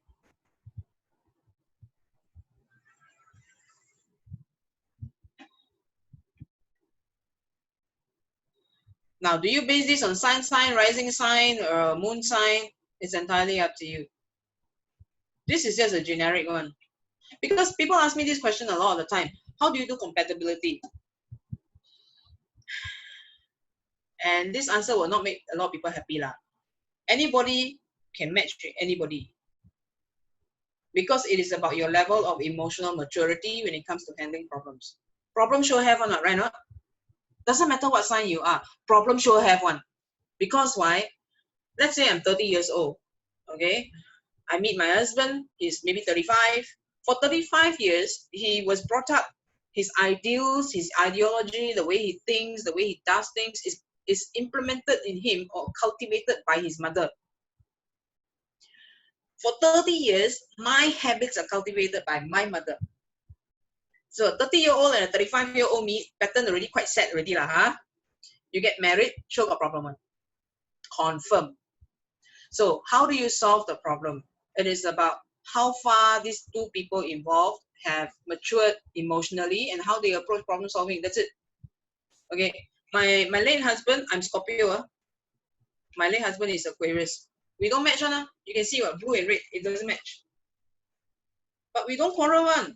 In our entire 11 years together, we only quarrel 2 times. 2 times.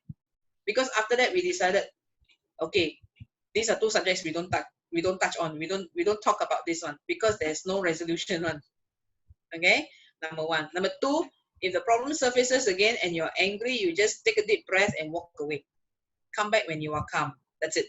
And that is when we talk about problems. We talk.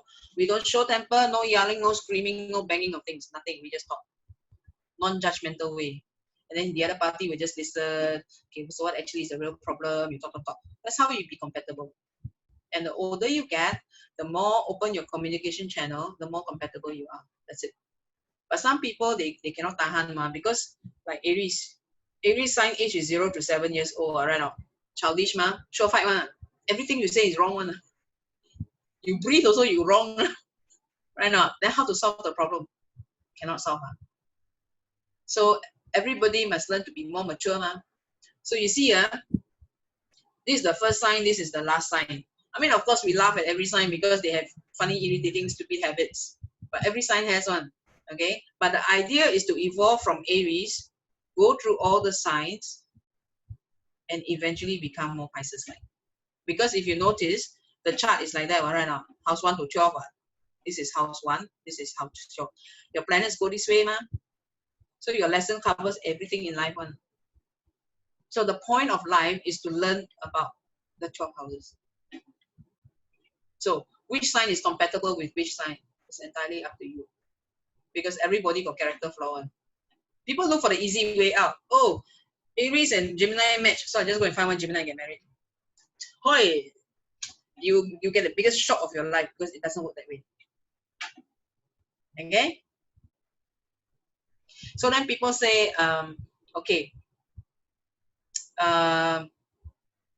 when you have a child, it affects the parent's life, true or not true? True, True. I'll share with you my family story, okay? This one is interesting. My mom is a Libra. Okay? Sun sign. My dad is also a Libra. Very rarely you will find a Libra marry a Libra. Very rare. Okay? I'm a Scorpio. I'm second born. My brother is a Taurus. He's first born. My sister is a Sagittarius. She is third born. Boy, girl. Okay? Firstly, the universe played a very cruel joke on me because my sister is a rising Cancer. My brother is a rising Cancer. My mom is a rising Cancer. My dad is a rising Leo. Now, Cancer. 3 rising Cancers. So if you remember from last lesson, Taurus and Cancer, whatever is in Taurus is also in Cancer one. Okay? Having said that, universe really played a very bad joke on me, man. Because why? You very seldom will have a Scorpio that is put in a situation where there are so many Venus ruled people. Taurus is Venus ruled. Libra is Venus ruled. So whatever is in Cancer is also in Taurus. It's enhanced version, higher octave. My whole life, I'm surrounded by Venus ruled people. You know, patience is cultivated through the years one, okay? Because Scorpio wants everything yesterday. Okay, we're not talking tomorrow, we're not talking today, we're talking yesterday. So Scorpio wants it yesterday, right? This one rising Cancer, this one rising Cancer, this one 2 Libra. All cannot make decision. They have a problem with making decision, especially if you want it now. They become very flustered. So when I ask, let's not forget, my son is a Sun Virgo, he's a rising Libra. Libra again. Universe played a very cruel joke on me, I tell you. When we go for makan, and I ask them, so where are we going for food? I better ask the question 3 weeks in advance. At the end of the 3 weeks, I will still not have an answer one. They will just say anything lah, anywhere else okay lah. Ding a dong, dinner will end up having at home. Because nobody can decide. And then I got fed up. That's okay, we're not going out anymore. That's it, done. PM. So they have this problem of not being able to make a decision, and it really gets my goat because I cannot tahan indecision. So I got Loon one, I got Practice one, got Lian one. Okay? Now to top it off, mom and dad is Libra. When a Scorpio boy is born, when a Taurus boy is born, daddy is never home. Okay, daddy has a missy on the side, mistress. Okay, my dad. True or not, nobody knows because my dad was a very homey person. He's a rising Leo. He's a very homey person. He goes to work every morning at 6:30. He wakes us up. 7 a.m. he drives us to school. 5 p.m. he will pick us up from school.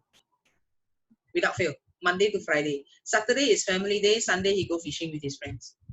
Standard one. Okay? No variation in all the years we were growing up. So where does this mistress come from? Nobody knows. Did my dad have a mistress? We aren't really able to confirm for sure. Now, when a Scorpio girl is born, daddy is never in the picture. Okay, that means okay, that's two notches for my dad having a mistress outside already. Okay, but my dad is very much a family man one. The only time he's not with us is when he goes for reservist. In Singapore, reservist is mandatory, ma. Okay. When a Sagittarius female is born, she comes from a broken family. That means mom and dad divorced lah. Correct or not? It's either divorce or one person die. Broken family unit already, ma. My dad died when I was 11. So, mistress, never hear, broken family. So that tells you the story already. You see how it clicks? Yeah. Interesting, huh? Mistress, daddy is never around, broken family. Now, at my dad's funeral, from what I hear, his secretary came to the funeral. So his secretary's name is also Esther. She was supposedly very close to my dad. Secretary, ma. Then a lot of people were saying that she and my dad were a couple at work. But the man is dead. How do you confirm? You ask the secretary, she will deny her. So nobody really knows. But one thing I've learned is chat don't lie. Okay? Taurus men, if they cheat, they will cheat at work. Cancer men, if they cheat, it will be with the neighborhood females. This one may sleep with boss one. Interesting, huh? Ladies, you better listen carefully, okay? This one may sleep with boss. This one will also possibly sleep with boss because Taurus and Cancer are very similar. Okay. Then you talk about what are the male signs that 吃软饭?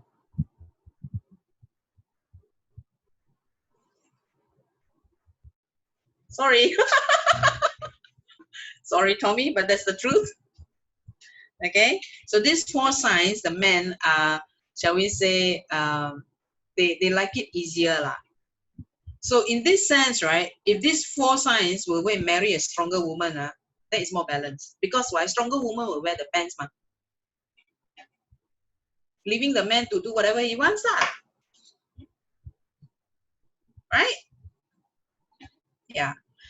If, however, these 4 signs go and marry a more regular, stay-at-home kind of wife, cook and take care of the kids type, then the married life a bit problematic, lah. So who are the women who like a man to, you know, show that you got some guts, lah, you know? Aries. Okay, Aries female. The man must have balls, must have backbone one. Okay, if you don't have balls, you don't have backbone, you can forget it. Taurus, Cancer, Leo, As you can see, the females are more domineering. Yeah. Okay, these are the stronger female signs. They like a man with backbone. If you know backbone, you want to count this kind of zabo, you very can't call. Very pioneer. Very challenged. Because at some point, the men will feel like, they don't feel like a man. Okay. Now, women born in these signs should learn to stroke the man's ego a bit. Okay. I'm Scorpio and a rising Capri. Okay. So I'm a very strong character. So in my younger days, when I walk into a bar, I will never let a man buy me a drink. I can make my own money and buy my own drink. Thank you very much. Huh? These days, I look back, I'm like, so stupid. How much money I could have saved if I just let a man buy me a drink.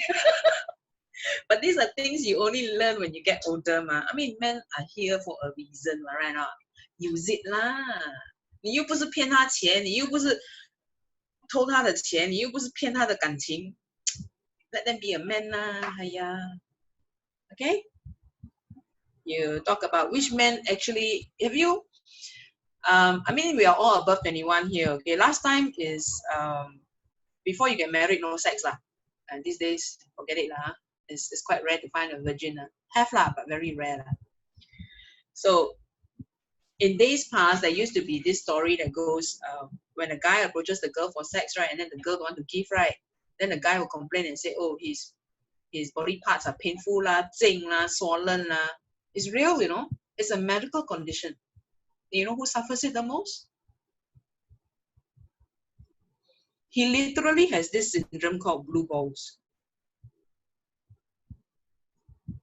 Or sore balls. So literally, when he wants sex and he doesn't get it, his balls are swollen. Literally one.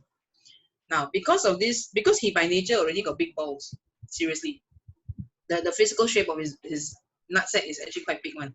So when he is sexually excited, it gets bigger, right? Heavier ma, zing ma. So when he has no relief, it's very painful for him. Okay?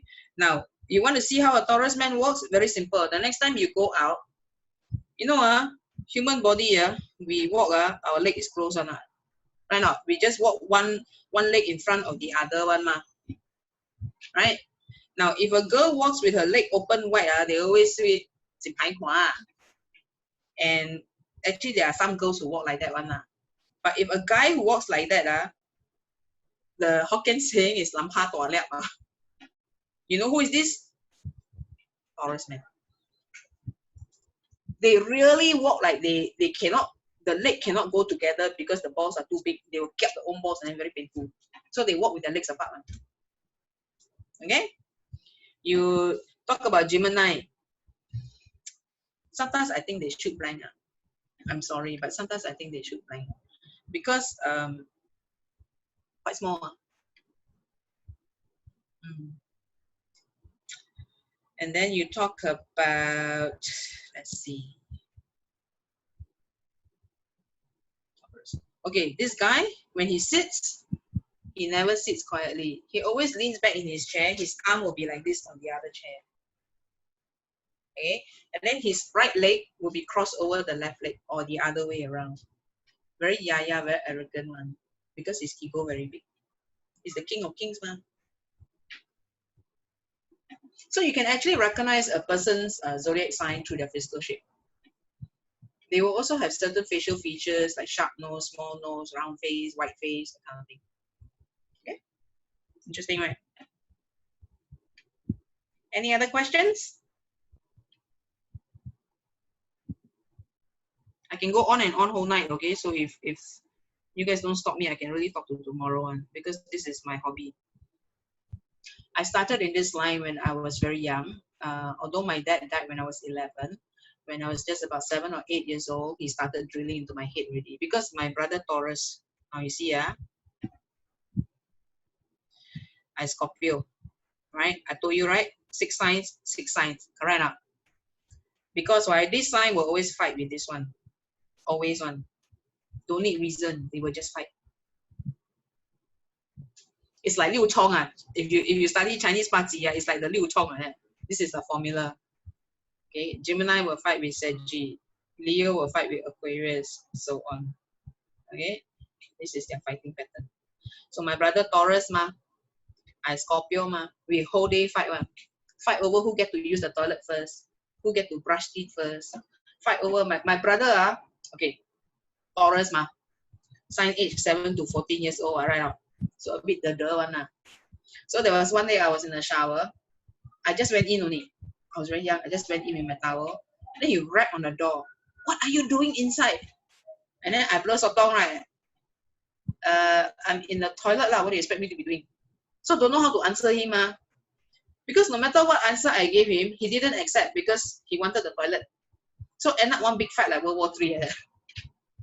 So we can fight over something as minor as what are you doing in the toilet? 就是这样. No logic needed, it will just start. Okay, so this is what I call the opposition. That's why in Western astrology, right, we actually are always looking at the 6 signs. Understand? So if let's say today you are Aquarius, right now, if your wife is Leo, then you automatic part one. Automatic one. So if you let's say you are rising Leo and then you are Sun Aquarius, the battle is actually beginning in yourself first. Because 你自己都不知道你要什么东西. If you don't know what you want, how do you expect other people to know what you want? So the battle begins within yourself. And that is why in astrology, we always say the journey always begins with the journey inward. Okay? Now, I'm a rising Capricorn. I'm a controller. But when I was young, I was very shy. Very shy. I know a lot of people don't believe it because of the nature of my work now.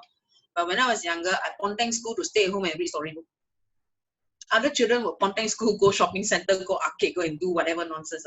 You will find me at home under my blanket. Okay? As an adult, the older I get, the more I don't care. My middle finger come out. Not happy, middle finger come out. Yeah, I don't care about restrictions that the world imposes on me. I don't care about restrictions or people's perception of what kind of person I should be. I just don't care. I just do whatever I want, which is a very Scorpio thing. You know, when I say do whatever you want, that is with the understanding that you don't cheat people, you don't play people's feelings, you don't, that kind of thing lah. Yeah. So the idea here is to always constantly evolve. One, the sign immediately following you. Okay, and then you follow your north node. This is your must do. For those who attended the last session, they know what the north node is. Okay? Any other questions?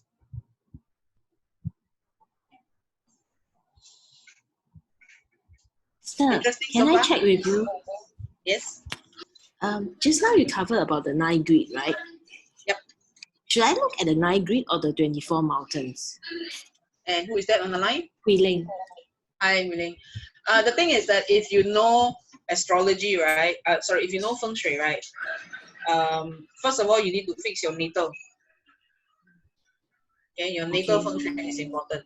So once you have fixed that, every year you just follow the annual star. Fix natal first, okay. Meaning that the Gua. When you fix natal first, it means the 24 mountain. 24 mountains, oh, okay, yeah. So once you have fixed the 24 mountain, you don't need to worry about it anymore. You just follow your annual star calendar. Okay, can, thank you.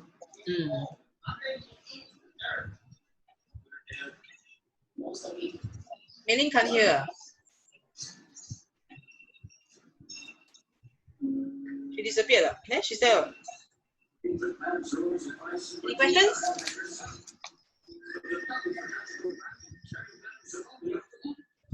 Either we have a very shy crowd or no one is interested in sex. Come on, people, you're all young. You're at the baby making stage, you know. If you don't make now, when are you going to make? Esther, for those sign, right, that is at the cups, right, it's like between 1 and 2, like slightly a few degrees at the 1, but going to the house 2 already.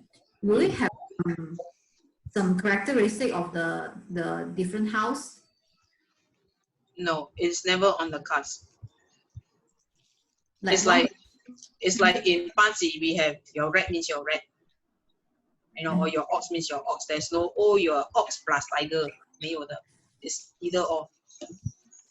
Okay. Yeah. Thank you. I know there are a lot of websites that tell you that, you know, oh, you are born right on the cusp of Taurus. So you have both the Aries trait and the Taurus trait. Not really. I don't subscribe to that theory. Yeah. I mean, I've seen quite a number of charts. I've already been doing this for almost 30 years already. So I've seen quite a number of charts and I've come to a conclusion that it really doesn't work that way. Okay. Any other question?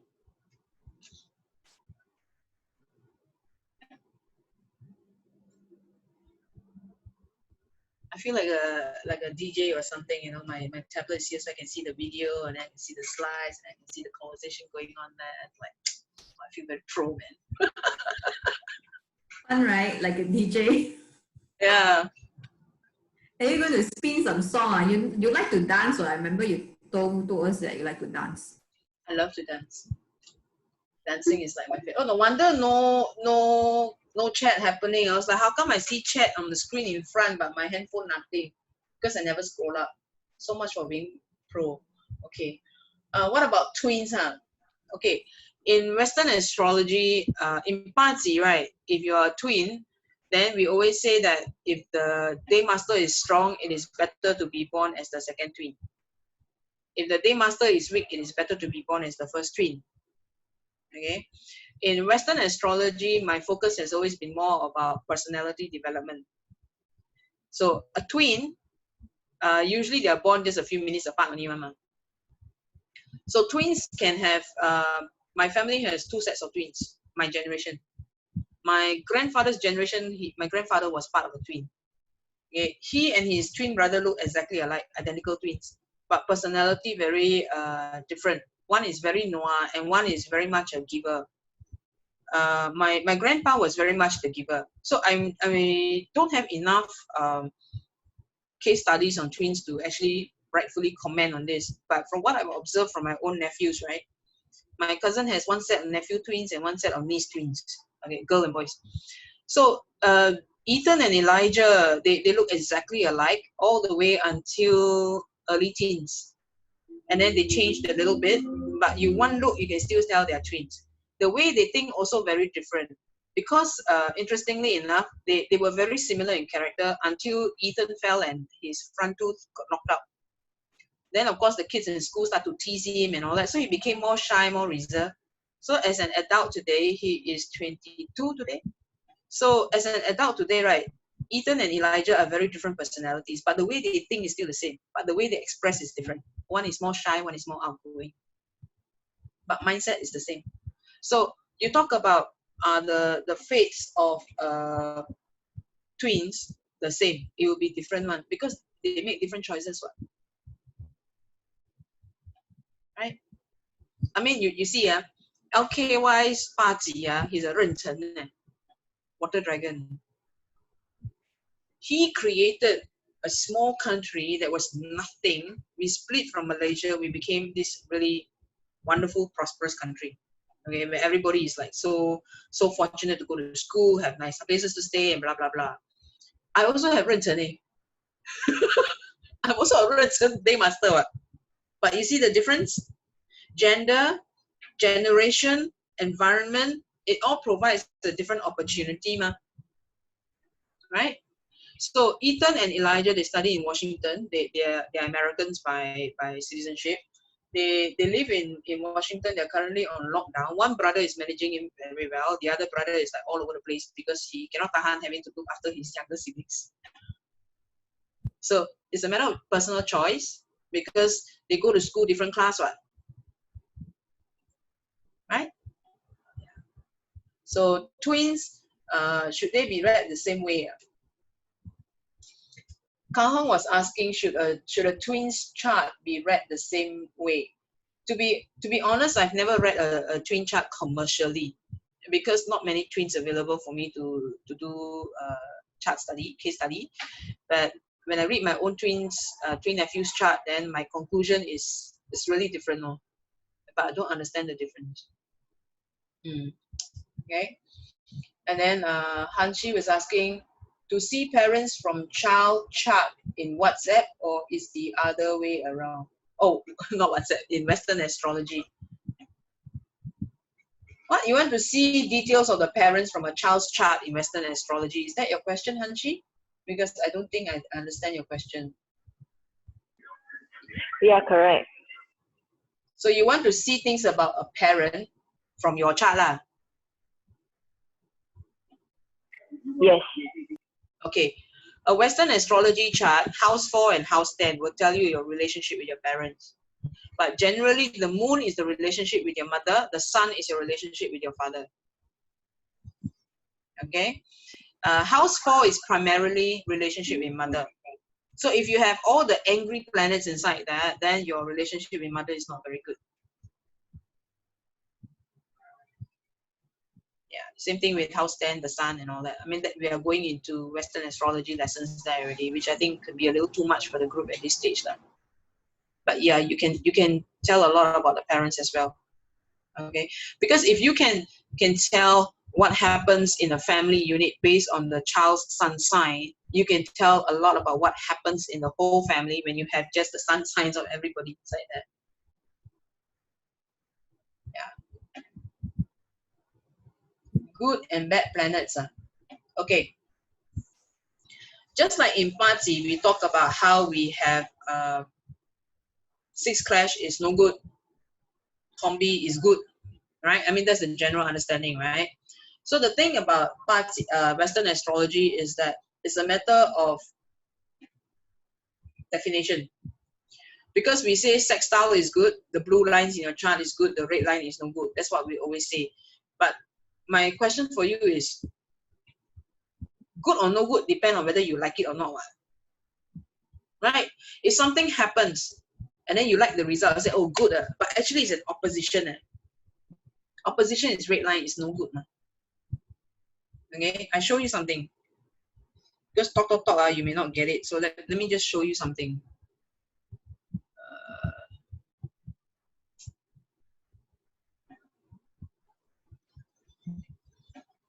Okay, this is the chart. This one, this one. Okay, you see this chart? A lot of red lines, right? All this. Correct? Then you have some blue lines here as well. This one. You see it? I assume you see it, huh? Now, this is what they call square because it's a short red line. Personally, from my experience, I don't like squares. Because a square is like an irritation, an annoyance. You get irritated with it just like a fly flying around your ear. You zing, zing, zing. And then you shush it away, but it comes back. So it's constantly there. It's just annoying you, but it does not do anything for you. It doesn't compel a change. Now, if you look at this one, this long red line, this is opposition. Generally, people don't like it because it's painful. But I ask you, as a common man, if you don't want to change your life, and then your chart got a lot of this red line, of course you say, alamak, suay lah my life. Correct, huh? Because a lot of challenge, ma. But human nature, we learn from pain, right? No? Right? We learn from pain. It's a fact. You can't run from it. So when we learn from pain, and then you have this kind of formation, you're constantly learning. So if you're constantly learning, you're constantly growing as a person. So is that good or is that bad? To me, it's good lah. To me, it's good. But from a different astrologer's perspective, it may be not good. So it really depends on your coming from. Okay? Then you talk about what are the planets that are good or bad. See, these are red lines.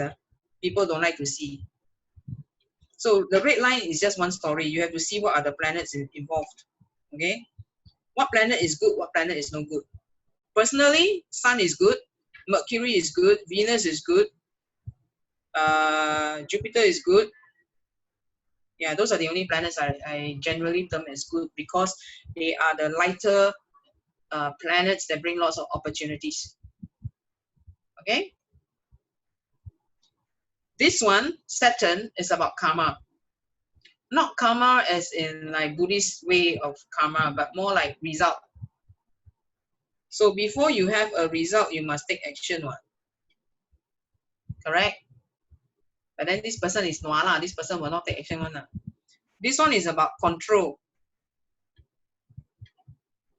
This one is about change. So is that good or is that bad? It depends on your perspective, depends on your actual question when you look at your chart, depends on what you're looking for. Mars is action, but it is also about bad temper.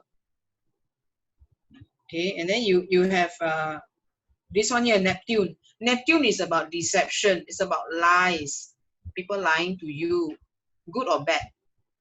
It also means secrets. So is that good or bad? Depend on your question, no? Yeah. This one is Venus, it's small luck, of course it's good. But Venus in house 8, by the way, and I don't know whose chart this is, but Venus in house 8, very sexual one. Male or female, very sexual one. Then you have Mercury. Mercury is a thinking planet, right? Ability to strategize and think. But if this person is somebody who is sneaky one, and who is constantly plotting revenge, that kind of thing, then jialat lor. But if this person is a community serving kind of person, then of course this planet in this house is good. Sun is always good, is where your identity is, where you get your identity and recognition. Jupiter is good, but Jupiter in a sense is also laziness. Moon is your negative feelings. So you ask me a question like what is good and what is considered a good planet and what is considered a bad planet. There is no one answer for that because it really depends on the question. Your actual question, like, does this person make a good husband? My answer is no. Why? House 7 is marriage partner, right? Mars there is violence. Neptune there is deception. So this fellow is a 怕波 one. 打老婆的，你还要嫁给他？不要啦。So assuming it's a girl, because people always say only 老公可以打老婆. Sorry, I've met girls who actually whack their husbands one. Regardless of gender, this is a whack the spouse chart. So obviously it's not good. Correct? Yeah. Yes, Tommy. Which part? No, nothing. I agree with you. It's not a good thing. Yeah. So it really, so for a person with this kind of chart, right, my first recommendation is don't get married. You don't even need to see other things. The moment you see this one, you know, don't get married. Why? People who attended the first session, this is first half, top half. It's external triggered. That means the person who owns this chart is the one who go and chuchuk the spouse, chuchuk until the fellow cannot tahan one tight slap across the face to you. You understand? So the person who is the source of the problem is not even the husband or the wife. It is the person who owns this chart. So my advice is don't get married. Also, why? This one here. Romance is all a power struggle. Forget it. Don't need to get married. Date, have fun, done. Companionship, done. With this one here, if female 没办法生孩子, if male 也是没办法生孩子, so forget it.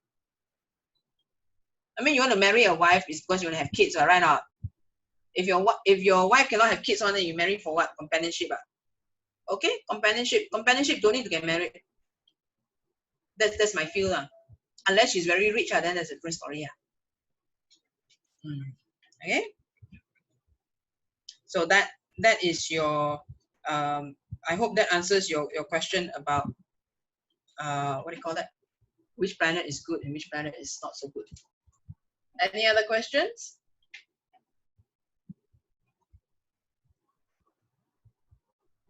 Can we see like getting married young or late from the chart in house 7? Not so much house 7, but house 5. Or house 5? House 5 is romance, man. Yeah. Okay. House 5 is romance. You see this? Where Saturn is, this is the planet Saturn. Where Saturn is where you are denied that thing. So with Saturn in house 5, I deny you romance. So early marriage or late marriage? Late. Late. If, however, Saturn is in house 7, it does not imply late marriage. It just implies your spouse is older than you. How much older? 8 to 10 years minimum.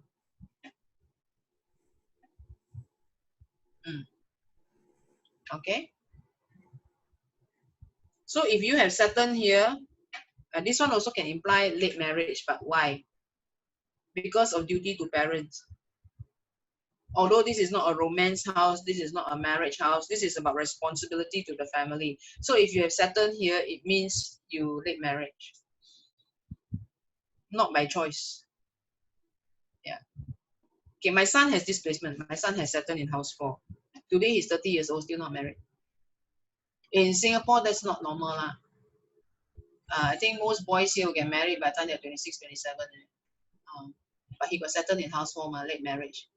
Duty to family, duty to parents. I mean, not that I told him you can't get married, because when you see, your chart can say this, okay? My son's chart says Saturn in house 4, late marriage. So if I don't do anything, it will be late marriage. Okay, late marriage can mean 30 years old, it can mean 40 years old, it can mean 50 years old, it can be any time. Then you have to start counting the transits already. But based on his 八字, right, the moment he get married, his life is better. The moment 他生孩子，命更好. So as a parent, what should I do? 踢出去啊，快点娶老婆啊，处啊，生孩子啊，快啊，快啊. Because why? The moment he does that, my life is easier. Okay, because I have Saturn in house 5, which means I'm very stuck to a lot of responsibility when my children are concerned. So it's like me and my son, the karma is like together one, no? 老妈放不下，儿子放不下，脱开. The moment you tear apart, he's free to live his life, done already. Problem solved, I'm free. He's also free. So why not? So when you read a chart, right, this is what you can benefit lah. This is how you can understand your life better and know which way you want to go. Okay, like for instance, 我有长命，我吃到92，another 40 years to go， 谢谢呢。But the older I get, the younger I get lah. Okay, meaning I become more active physically, my brain is more active. I'm not those suffer amnesia, that kind of thing. I'm not amnesia, dementia and all that. Okay, I don't suffer all that, but I will work one lah. Active retirement years lah. So then the question comes to active retirement years because you bopian, you have to work, or because you want to work. Then you have to start searching in the chart. Okay, then you also have to ask, is it because of sickness? Okay, when you're old and 92 years old, from now until 92, do I fall sick? That one also you have to jaga. Because if you're going to fall sick, then you have to work backwards and make sure your health state don't fall below acceptable levels, right? Not. Then 我老的时候谁照顾我啊？我儿子一个而已啦，老公也死了哦，老妈没有可能活到。When I'm 90s, my mom will be a centurion already, you know. 没有可能她活到那个年纪的。So how? I have to plan. I have to plan for myself. Because when I'm 90 something, my son would be late 60s, early 70s, somewhere there. Yeah. Then what? Middle to late 60s. But at that age, he's probably a grandfather, right? That means what I don't want to stay with him. I don't want to stay with his wife because the girl is very nice. But I just like things done my way because I'm a strong character. This is my house. I do things my way. If I want to have 10 dogs, I'll have 10 dogs. But they don't like because they say very messy, a lot of work, this and that. Never mind. You stay your house, I stay mine. So I have to make sure I'm healthy. I make sure I can do things for myself. I need to exercise. Then I will have to see my chart. Okay, what are the health issues that I will potentially face? Then I have to work backwards, plan. And then when I look at the charts, I may actually outlive my son. That means he died first. So how? 我没有可能去叫我的 daughter-in-law 照顾我的吗？ I mean, yeah lah, technically by right, yes lah, but by left is a different story lah. You know, she's a very nice girl, very respectful, very mindful. She takes very good care of my son, but that's different. 她嫁给我儿子是因为她疼我儿子吗？ Right or not? Nobody expects the mother to live until 92 years old, and then the husband died first, and then she stuck with the mother-in-law. 没有可能的啦。So I plan lah, plan for myself lah. So why do you get your chart read? Plan. Years ago, I've got a question. Yeah. Got a question on the chat. Sorry, dear. How to see if we got child or not and how many? Okay, that one you can see. Oh wait, can we scroll up a bit? Kahong's question was, how do you tell his life will be better with kids? Or my son's life, because his parts need the influence element. So influence element for Geng metal is fire. He's a Geng metal day master, so he need fire to make his metal useful. And then on top of that, his parts elect fire. So when fire comes in, it will balance him off. His life will be better. 有没有老婆无所谓，要有孩子。But 他很疼老婆的。His girlfriend is number one, not his mother, which is also very normal, you understand? So when you read a chart, you must understand also what is important to you. I mean, most mothers are like what? No? 哇，孩子是我 carry in my belly for 9 months, 生出来了 and then he happy just chase the girl and then forget the mother already. Cannot be like that. You birth the child, you don't own the child. Your role is to raise the child. They can live their own life, right? And live good, happy, decent lives. That's it. So when his girlfriend is number one in his life, I'm very happy. Because why? If tomorrow I die, I don't wake up, at least I know my son happy.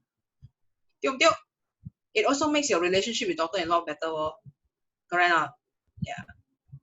So, yeah. How do you tell his life will be better with kids? Okay. So I've answered that question. Let's take it one step further. Why am I not so-called jealous of his girlfriend or his wife? Because I appear in his party. 他有想我的. He seldom calls me. He seldom, what do you call that? Comes over to the house because it's Toa Payoh. I stay in Punggol. He don't drive. He seldom comes here. But he will message me every few days. How are things? You know, don't go out, wear a mask, Even before COVID also he's like that one. But of course when he wants something from me, then he's more active lah. You know, but I appear in his party. 他有为我想的. So okay lah, normal what? If he's 30 years old, not married, got girlfriend, then whole day talking to mother, forget it lah, 我没有孙子抱了，对吗? So must learn to see the brighter side of things lah. Next question is from Hailing. How to see if we got child or not and how many? Okay, first of all, in Western astrology chart, we see house 5. This house, this one. Can see, you know? Can, right? House 5 will tell you the number of children you have, male or female, and when. Okay, it will also tell you what kind of children, meaning like, sorry, I answer you in a while, Wheeling. So this one here will tell you what kind of children you have, meaning are they lazy bums? Are they hardworking? Are they good people? Are they robbers and thieves? It's all in house 5. Okay. Now, for those of you who, I mean, some of them here are my clients from a long time ago. Some of them are my fellow peers, friends. You know that, okay, this is actually my chart. Okay? So with Saturn here, it means 我儿子很多问题的. And if you know me personally, then you will know that my son got 断掌 both sides.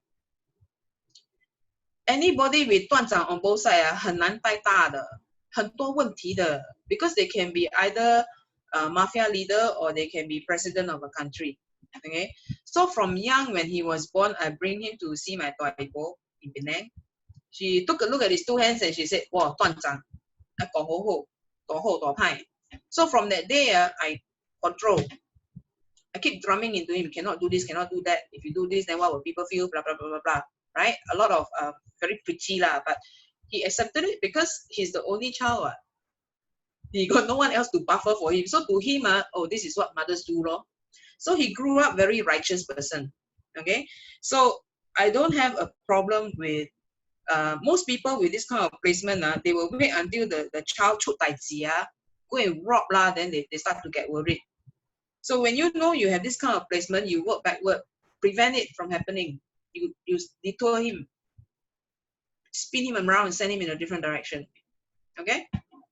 So this is how you see what type of children you have. So if you have Mercury here, then possibly you have twins. Yep, possible only, because it also depends on your genes. If your family never had twins, then chances of getting twins quite hard, even though the planet is there. Okay? And then Hui Ling's question was, how to tell you appear in your son's party? Resource factor lah. So if in your child's party DR appears, then you are in his life or no? 不用怕的. But of course, if you have DE in your hour pillar, then not so good. Okay? Death and emptiness, DE. Those who study party will know this one. Okay? If you have DE in hour pillar, it's not very good. Or if you have DE in your later 10-year luck pillars, also not very good. So you need to plan, you need to know all these. Okay? I mean, children are an investment. A house is an investment. Your education is an investment. Your property is an investment. But the biggest investment you're going to have in your life is your children. Seriously. So you need to cultivate your relationship with them. Your house 5 here will also tell you, together with your North Node, okay, what to do in terms of raising your children. Like for me, my North Node is in Aquarius, right? I cannot adopt I say you do approach with my son, it will backfire. North Node is must do, Aquarius is equal status. So when he was young, of course, he primary school lah, it's still I say you do lah. But when he stepped into his teenage years, I have to immediately drop that stand. I cannot adopt you do this because I'm the mother and I say so. Well, cannot on. It won't work. So the moment he hit his teenage years, I follow this one, which basically says treat him like a friend, same rank, buddy. So I've always treated him as a friend. I've never treated him as a son, really. Okay. So the thing is that because my late husband is husband number 2. Okay. My son's biological father is my first husband. I divorced him. How do you know how many husbands you have? Ladies want to know. You see Saturn? You see all this red line? Painful, right now? Red line ma, painful ma. So when it's painful, it means bang bang bang lah. Okay. My initial relationships before my first marriage was shitty. Okay. It was violent. It was abusive. I lost a lot of money. Blah blah blah. All the things that should never happen to a woman happen lah. Done lah. That's this lesson lah. Okay. How do I know how many husbands I have? I have 3. I'm already done with number 2. And this is a joke that Stan and I always talk about. Scorpio will marry at least twice. If they get married. Remember what I said earlier? Scorpio is better to be alone. Yeah. So where is husband number 3 coming from? To know where your husband is coming from, you look to see where your son is.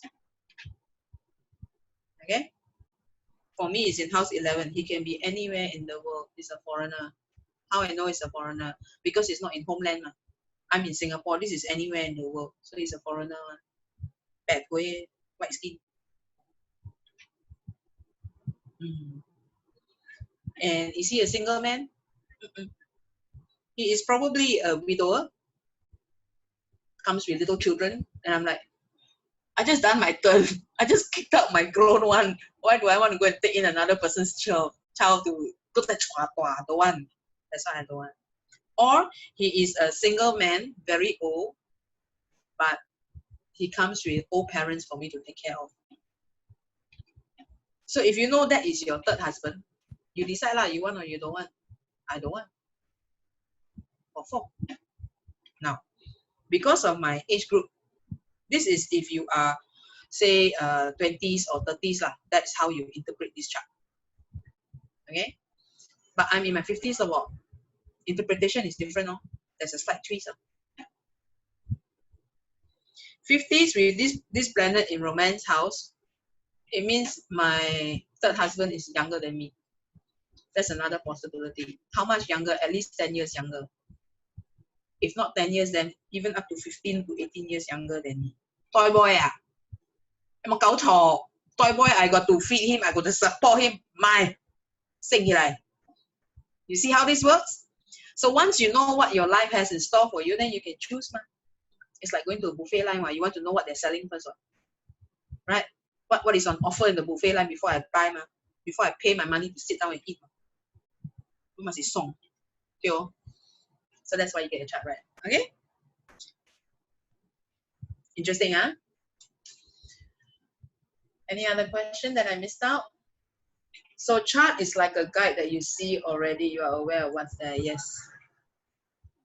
Now, your chart is your mind, correct or not? It shows your mindset. So when it shows your mindset, I can read your mind. So when someone tells you, you can't read my mind, actually, if you know astrology, you can read somebody's mind. You know what they want. So my question is this, if I know what you want and I give it to you, will you not treasure me? 你不会疼我咩？你当然会疼我，疼到半命啦！我以后开口要什么，你都会帮我啦。Human nature is like that one, right or not? There you go. So when you understand yourself, you know what kind of friends you want in your life, you can start to gather them together.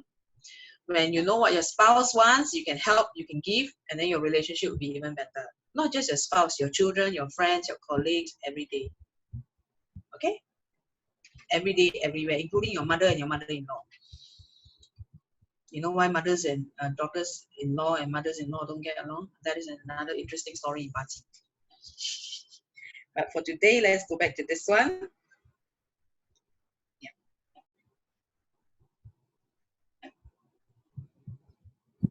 Okay, mouse. Okay, I think it's getting late. I don't mind staying, but it's a matter of whether you guys mind or not. Okay. Now this one, usually, when I do an astro chart reading, it's about $3,000. It's not about like EPs. Okay. Today only, if you book, it's $100. Only for today. On Friday, I think on Sunday is our last session, but Sunday is Sunday's price. Today is today's price. Today is this price. Okay, you want to sign up for it, you can go to this website. Okay, and this is only for today. So that means, like, let's say you attended today's session, and then you want to read your own chart, is this price. You want to read your family's chart, is this price. But only if the booking is made today. 就是这样. Okay, yeah, thanks for what, just type in the URL into the chat group so that it's easier for you to register. So get it done today, and then someone will be in touch with you in the next 2-3 days. If you book today, this is what you pay. You don't pay today, you book your session today first. Then over the next few days, someone will get in touch with you about payment. And then if you book on Sunday, my last session, right, it's not this price anymore. Okay, I just want to be very clear on that. Okay, DE in the later luck pillars not so good. Then what can one do?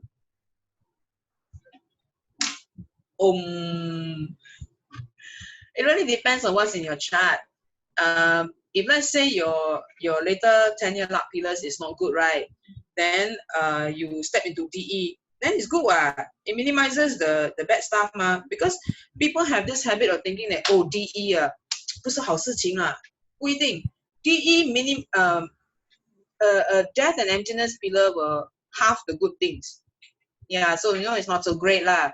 But it also halves the bad things, So if let's say in your later 10-year luck pillars, right, it's not a good one, right? A lot of clash, a lot of harm and what have you. But then you are in DE, isn't that to your favor? Correct or not? All your bad things is only half only, 不好咩? Yeah. So don't get fixated on, oh my God, it's DE, what am I going to do? You have to see the whole picture lah. Clear? Yeah. So the link is already in your chat group, so I'm going to stop share. Yeah.